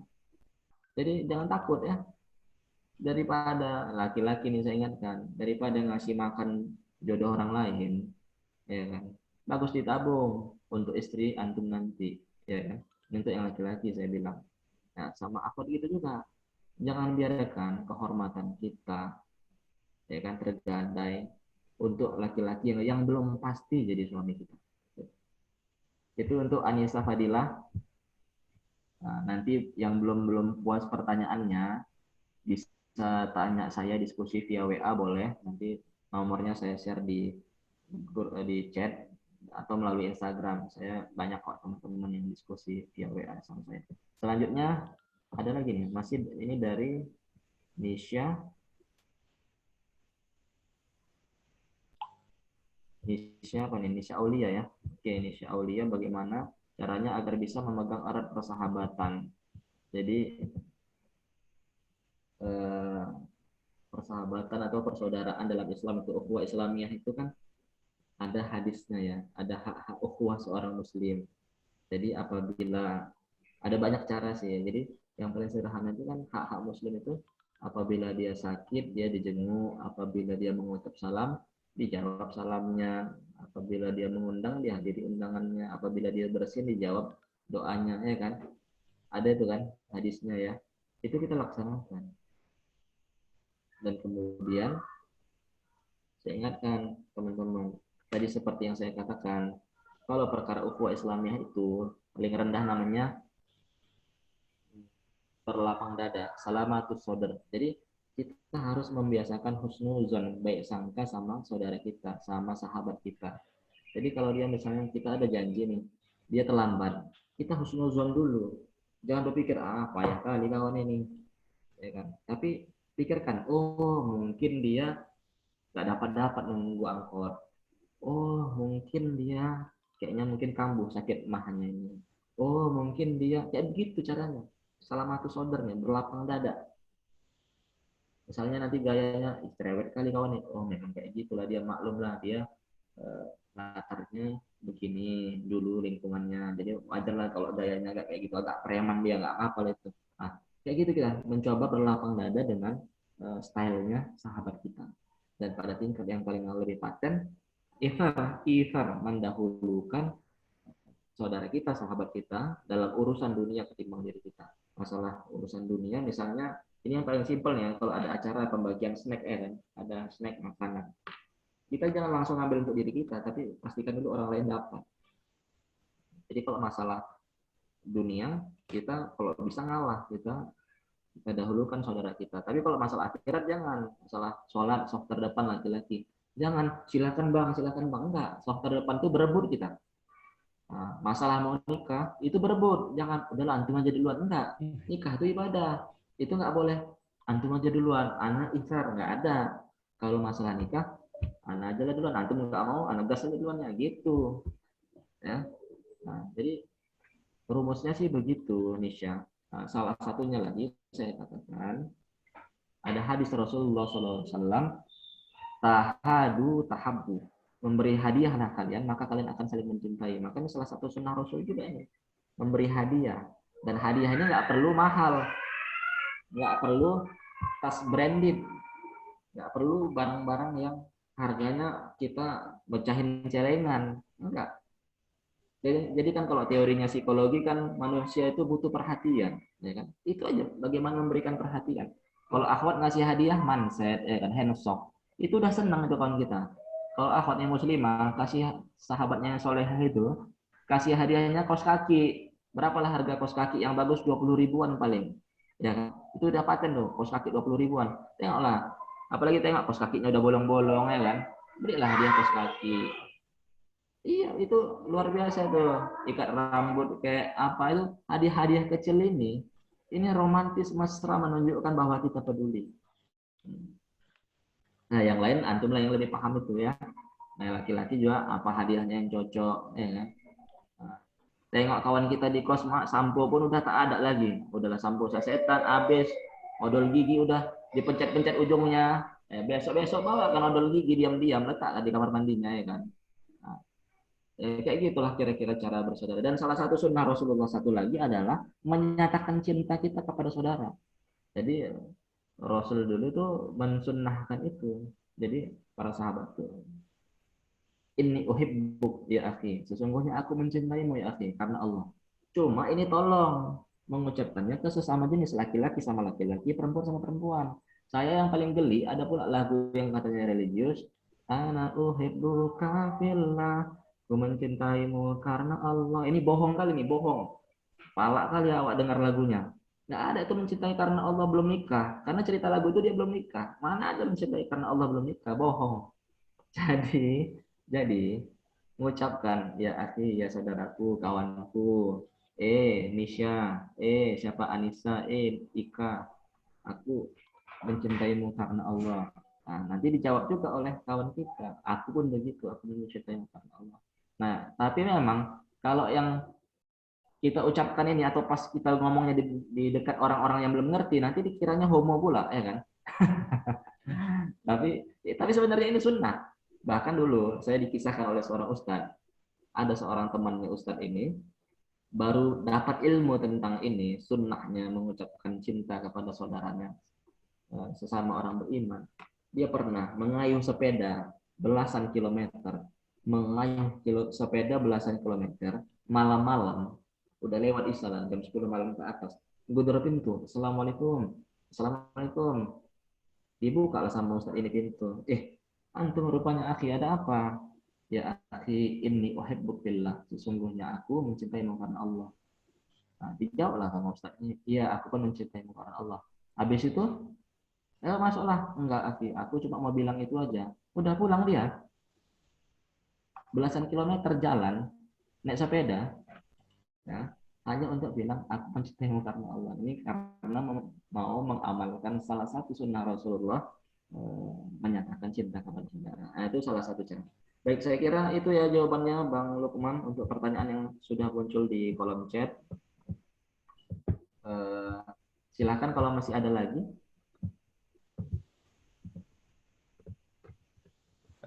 Iya, Peserta yang lain ada mau nanya lagi, baik melalui langsung atau dari kolom chat? Ada lagi enggak? Anu Ustaz. Iya. Bang Ahmad lagi ya? Masya Allah. Boleh kan, Bang? Boleh. Ya, Bang Ahmad, silakan. Ada kepikiran, Ustaz. Dan kepikiran sendiri. Perempuan itu kan tulang rusuknya laki-laki, kan jodoh kita. Jadi dalam sains katanya memang tulang rusuk laki-laki itu kurang satu katanya, Ustaz.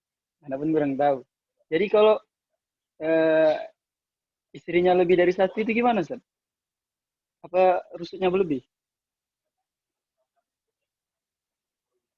Ya, itu aja cuman apa Bang Ahmad? Atau ada yang lain? Cuman itu ya? Ya, mungkin itu Ustaz. Ya, saya udah nangkap pertanyaannya. Ada lagi yang lain? Ya, Bang saya Ustaz, izin bertanya Ustaz. Ya, Bang Ihsan Ustaz. Silakan. Silakan. Assalamualaikum warahmatullahi wabarakatuh. Waalaikumsalam warahmatullahi wabarakatuh.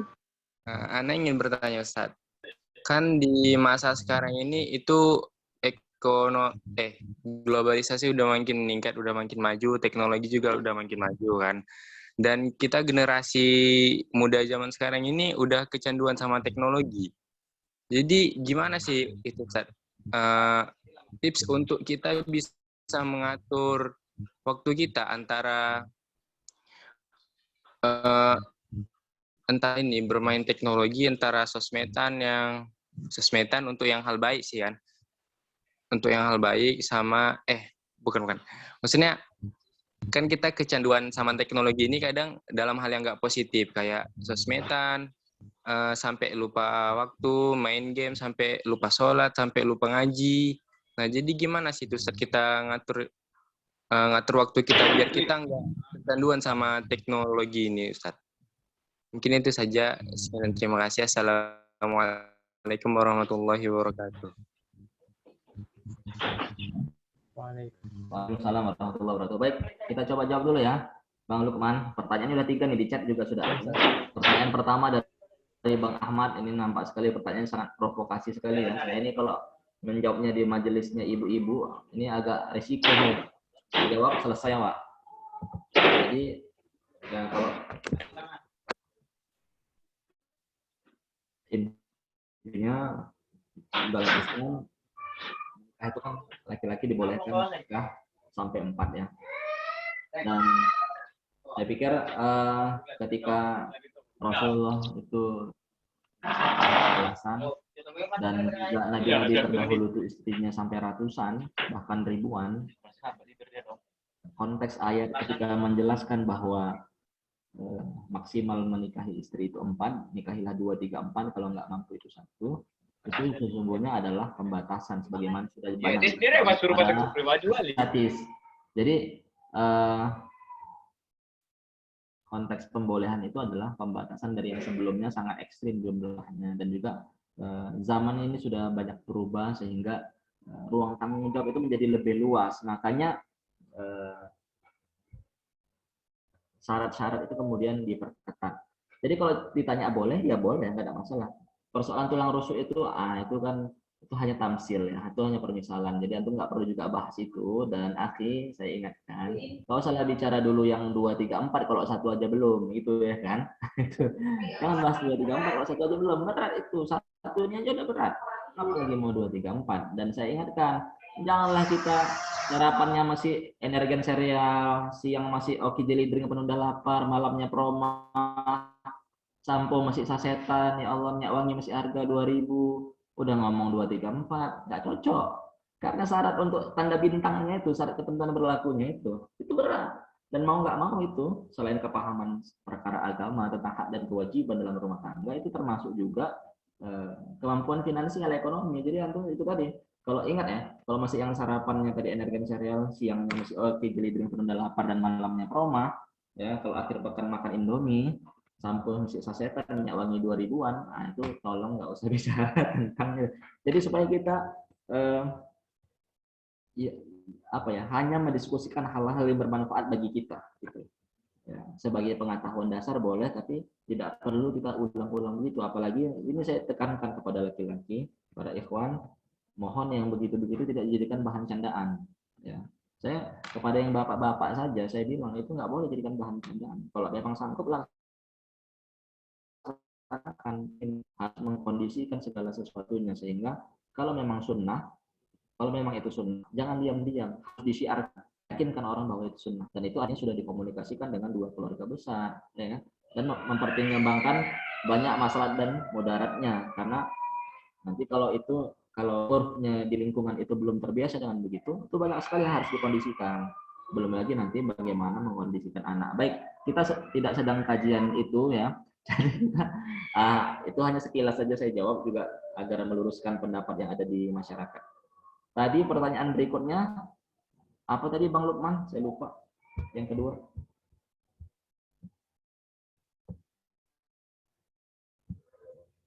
Saya lupa tadi pertanyaan yang kedua apa tadi ya? Dari Bang Ihsan ya, Ustaz? Iya, apa tadi? Oh, ini ya. Medsos tadi ya, teknologi ya. Ya. Baik, pertanyaan dari Ihsan tadi terkait teknologi. Jadi ini sekarang namanya mega shifting. Peralihan yang luar biasa, ya. Dan itu kita nggak bisa hindari. Memang mau tidak mau kita akan masuk ke dunia digital. Jadi akan tiba masanya nanti mungkin ya di zaman antum bisa jadi sudah terjadi. Antum S2 di Harvard misalnya lah ya, kita aminkan saja antum S2 di Harvard, tapi antum nggak pernah ke Amerika. Cukup dari Padang Lawas sana kuliahnya statusnya mahasiswa Harvard, bisa mahasiswa MIT, mahasiswa Oxford, mahasiswa Cambridge, kuliahnya dari Samosir, bisa karena itu sudah memungkinkan. Jadi teknologi itu sesuatu yang tidak bisa kita pungkiri dan kita harus beradaptasi dengannya. Hanya saja kita tidak boleh kecanduan gitu. Nah, ini sekarang kan masalahnya kita di internet itu kita ngapain aja nggak jelas. Makanya saya bilang yang harus kita lakukan adalah manajemen waktu. Saya ingin katakan, kata Imam Al-Ghazali, ya kan, waktu kita kalau nggak kita set untuk kebaikan, maka setan akan memprovokasinya agar kita tenggelam dalam kemaksiatan. Maka seorang muslim sejati, seorang mukmin sejati, dia tuh harus punya sudah jadwal-jadwalnya. Tiap hari jam sekian sampai jam sekian ngapain? Misalnya bangun jam 4, misalnya jam 5 subuh, lanjut tilawah, maksurat, mandi, dibuat jam-jamnya detail. Berangkat kampus, kalau sekarang belajar daring jam sekian sampai jam sekian, break sholat duha, makan cemilan misalnya, itu didetailkan. Berikutnya nanti ikut seminar, baca buku jam berapa, bantu orang tua jam berapa, bantu orang jualan misalnya, nyuci pakaian jam berapa, nyetrika pakaian jam berapa, itu didetailkan. Jadi kalau semua waktu kita udah tertata, itu udah enak, termasuk waktu kita untuk bermedsos misalnya. Makanya saya bilang kalau bermedsos cuma untuk nengok-nengok, itu harus kita azamkan dalam diri kita, kita tekadkan, kita komitmenkan berapa lama kita boleh melihatnya. Kalau enggak nanti nggak jelas, itu nggak teratur. Saya ingin mengatakan lebih bagus teman-teman itu tenggelam baca buku daripada tenggelam di lini masa media sosial. Nah, kecuali teman-teman di media sosial itu misalnya menjadi admin akun Instagram LK misalnya, atau memang teman-teman sekalian nyemplung jadi konten kreator yang bikin konten, nggak apa-apa. Tapi kalau cuma melihat konten orang, apalagi kontennya juga macam-macam, termasuk bisa jadi di situ ada yang negatif, ya itu sangat rawan. Jadi intinya adalah solusinya manajemen waktu, bikin jadwal kita sendiri dan kasih batasan berapa lama boleh aku buka untuk melihat konten orang lain gitu. Saya rasa itu cara yang efektif itu, Bang Ihsan ya. Itu Bang Ihsan ya jawaban saya. Berikutnya mohon izin saya lanjut ke pertanyaan berikutnya dari kolom chat, ada dari Putri Aprilia ya. Putri Apriliani, saya ingin bertanya, jika tidak ada istilah cinta dalam diam, lalu bagaimana menyikapinya kalau diam-diam suka atau mencintai seseorang? Bagaimana cara kita supaya mengalihkan perasaan tersebut, terutama bagi yang belum siap menikah? Jadi cinta dalam diam itu nggak ada. Sebenarnya realitasnya ada. Siapa bilang cinta dalam diam nggak ada? Ada lah. Ali bin Abi Thalib dulu, ya, Ali bin Abi Thalib radhiyallahu anhu dulu itu memang udah cinta dalam diam dia sama Fatimah, putri Rasulullah. Cuma dia nggak bilang, ya diam aja dia. Dan dia ketika dia tertarik, dia nggak tenggelam. Maksudnya, makanya saya bilang kalau sudah punya kecenderungan itu cukup sekedar simpati, simpan dalam hati, kemudian tidak perlu dipupuk dan disirami. Solusinya apa kata Rasulullah? Ya ma'syaras syabab, wahai sekalian pemuda, barang siapa telah mencapai ba'ah, mencapai kemampuan, hendaklah dia menikah. Siapa yang belum mampu, hendaklah dia puasa. Makanya kalau belum mampu ya perbanyak puasa. Nggak ada cerita. Perbanyak puasa dan aktivitas positif. Ikut LDK ini salah satunya.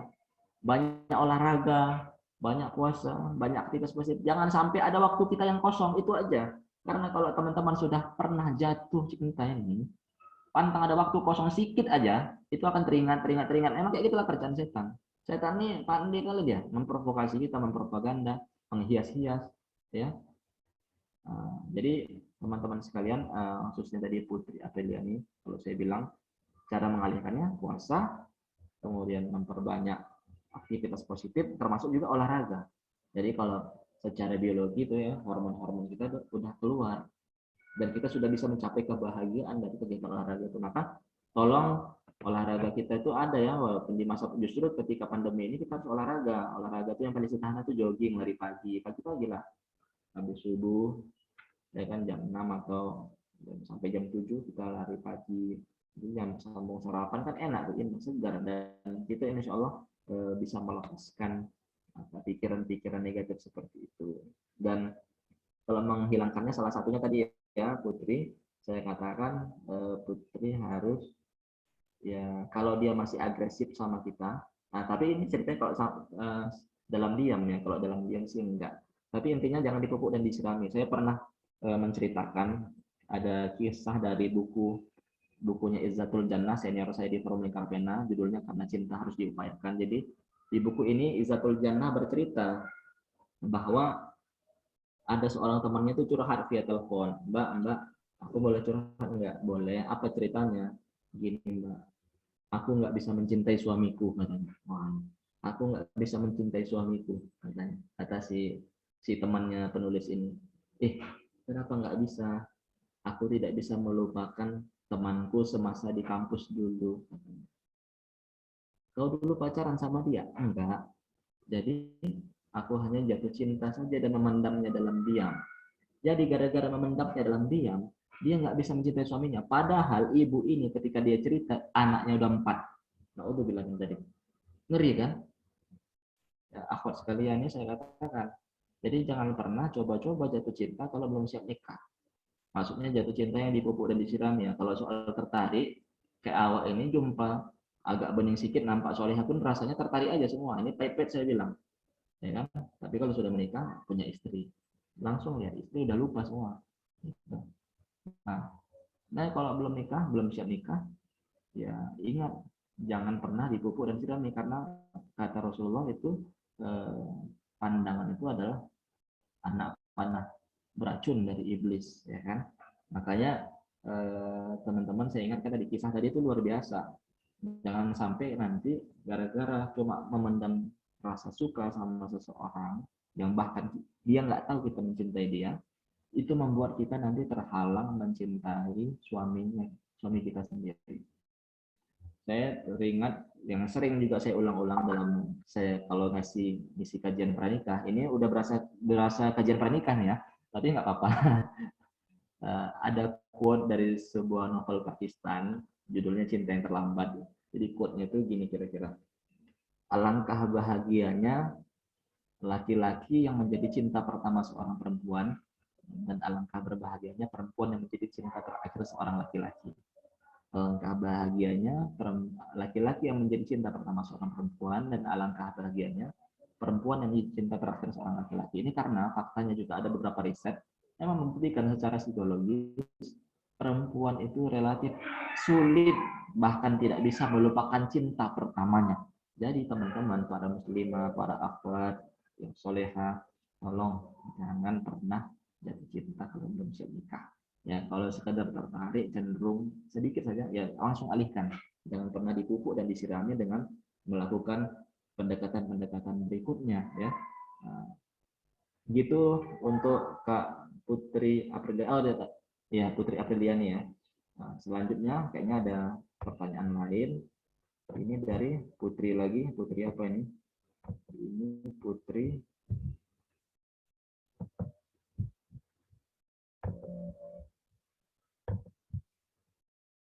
Ini Putri Apriliani sekarang.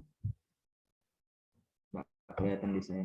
Assalamualaikum, Ustaz. Izin bertanya, jika kita pernah pacaran dan kita memutuskan untuk hijrah dan meninggalkan hubungan haram itu, apakah dosa yang dilakukan selama pacaran akan hilang atau bakal tetap ada pertanggungjawabannya?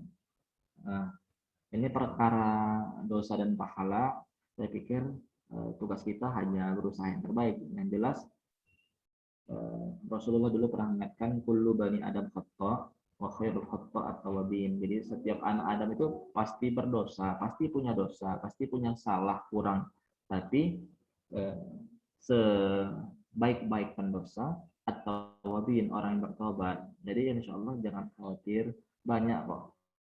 Kalau di dalam Al-Quran Allah katakan iringilah perbuatan buruk itu dengan perbuatan baik, ya kan? Jadi insya Allah kalau bangan kebaikan kita nanti lebih bisa menutupinya. Tinggal kita maksimalkan saja amal soleh kita yang sekarang. Begitu Putri ya. Yang penting istiqomah saja dengan ini. Jadi nggak usah diingat-ingat yang dulu-dulu ya. Itu untuk Putri yang berikutnya, Putri yang kedua nih. Selanjutnya ada lagi? Habis ya. Baik. Silakan Bang Ulwan, saya kembalikan.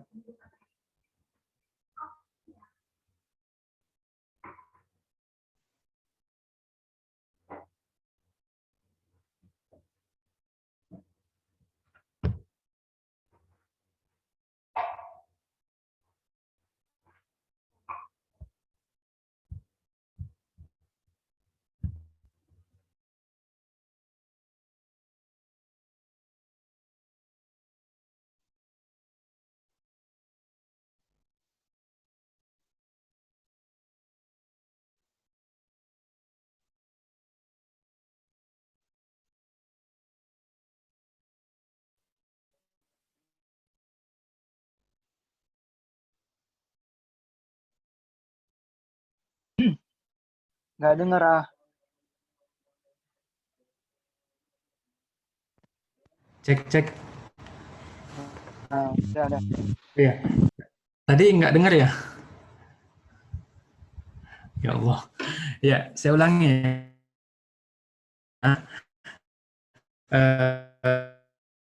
Ya, berhubung ini sudah masuk ke sesi selanjutnya dan jazakallahu khair kepada Abang Anu Kahrobi selaku pemateri kita pada pagi hari ini.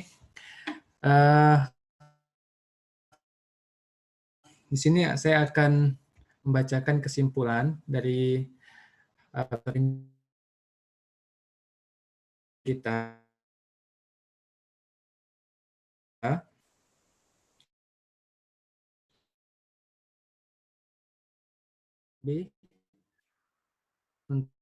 untuk memberikan closing statement, Ustaz. Anda persilakan. Baik, closing statement-nya. Kalau saya hanya izin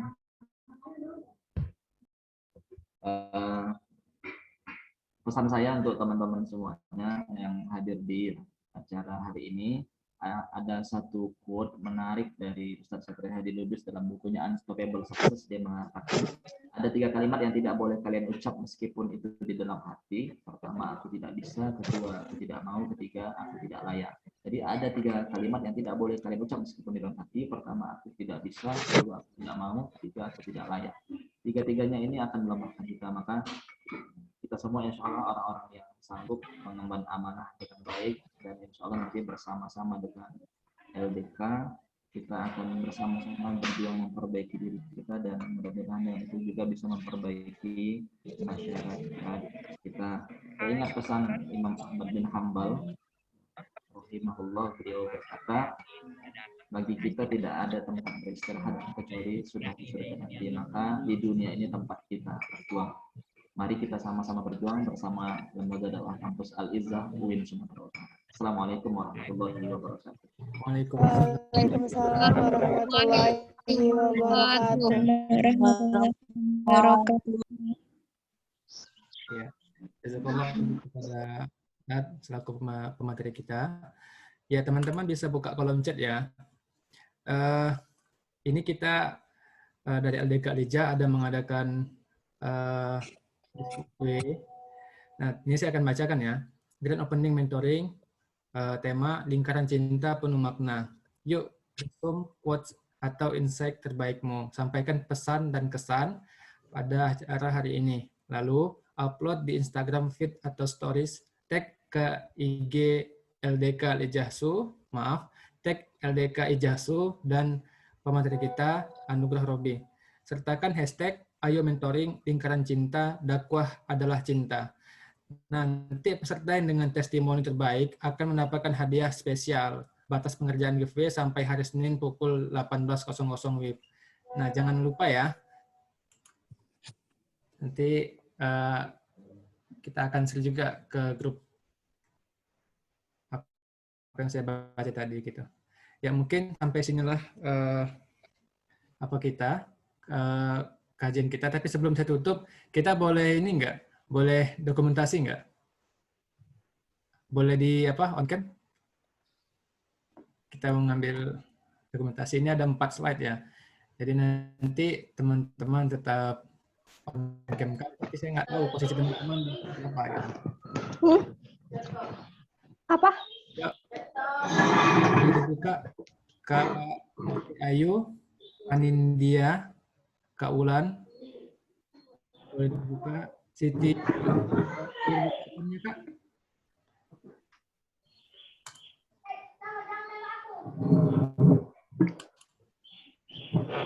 Ini udah bisa kita mulai ya. Jadi nanti teman-teman tetap senyum aja, karena saya nggak tahu nih teman-teman posisinya di mana gitu. Soalnya di sini ada 4 slide ya. Ya ini kita mulai ya. Ya 1, 2, 3. Oke, tunggu ya. Tunggu saya kirim dulu.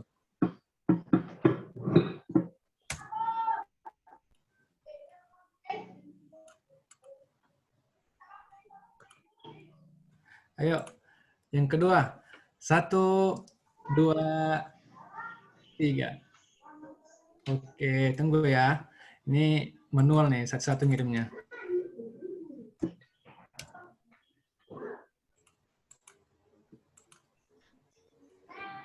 Yuk, 2 lagi. 1, 2, 3. Oke, ya. 1 kali lagi.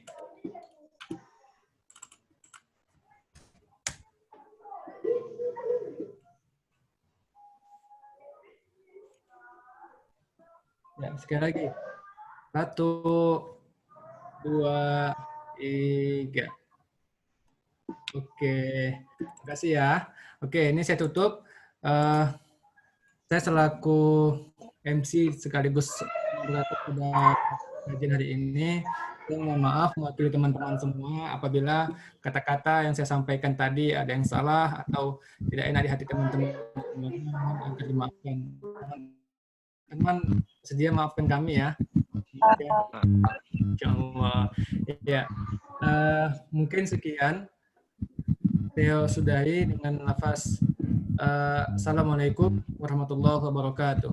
Waalaikumsalam warahmatullahi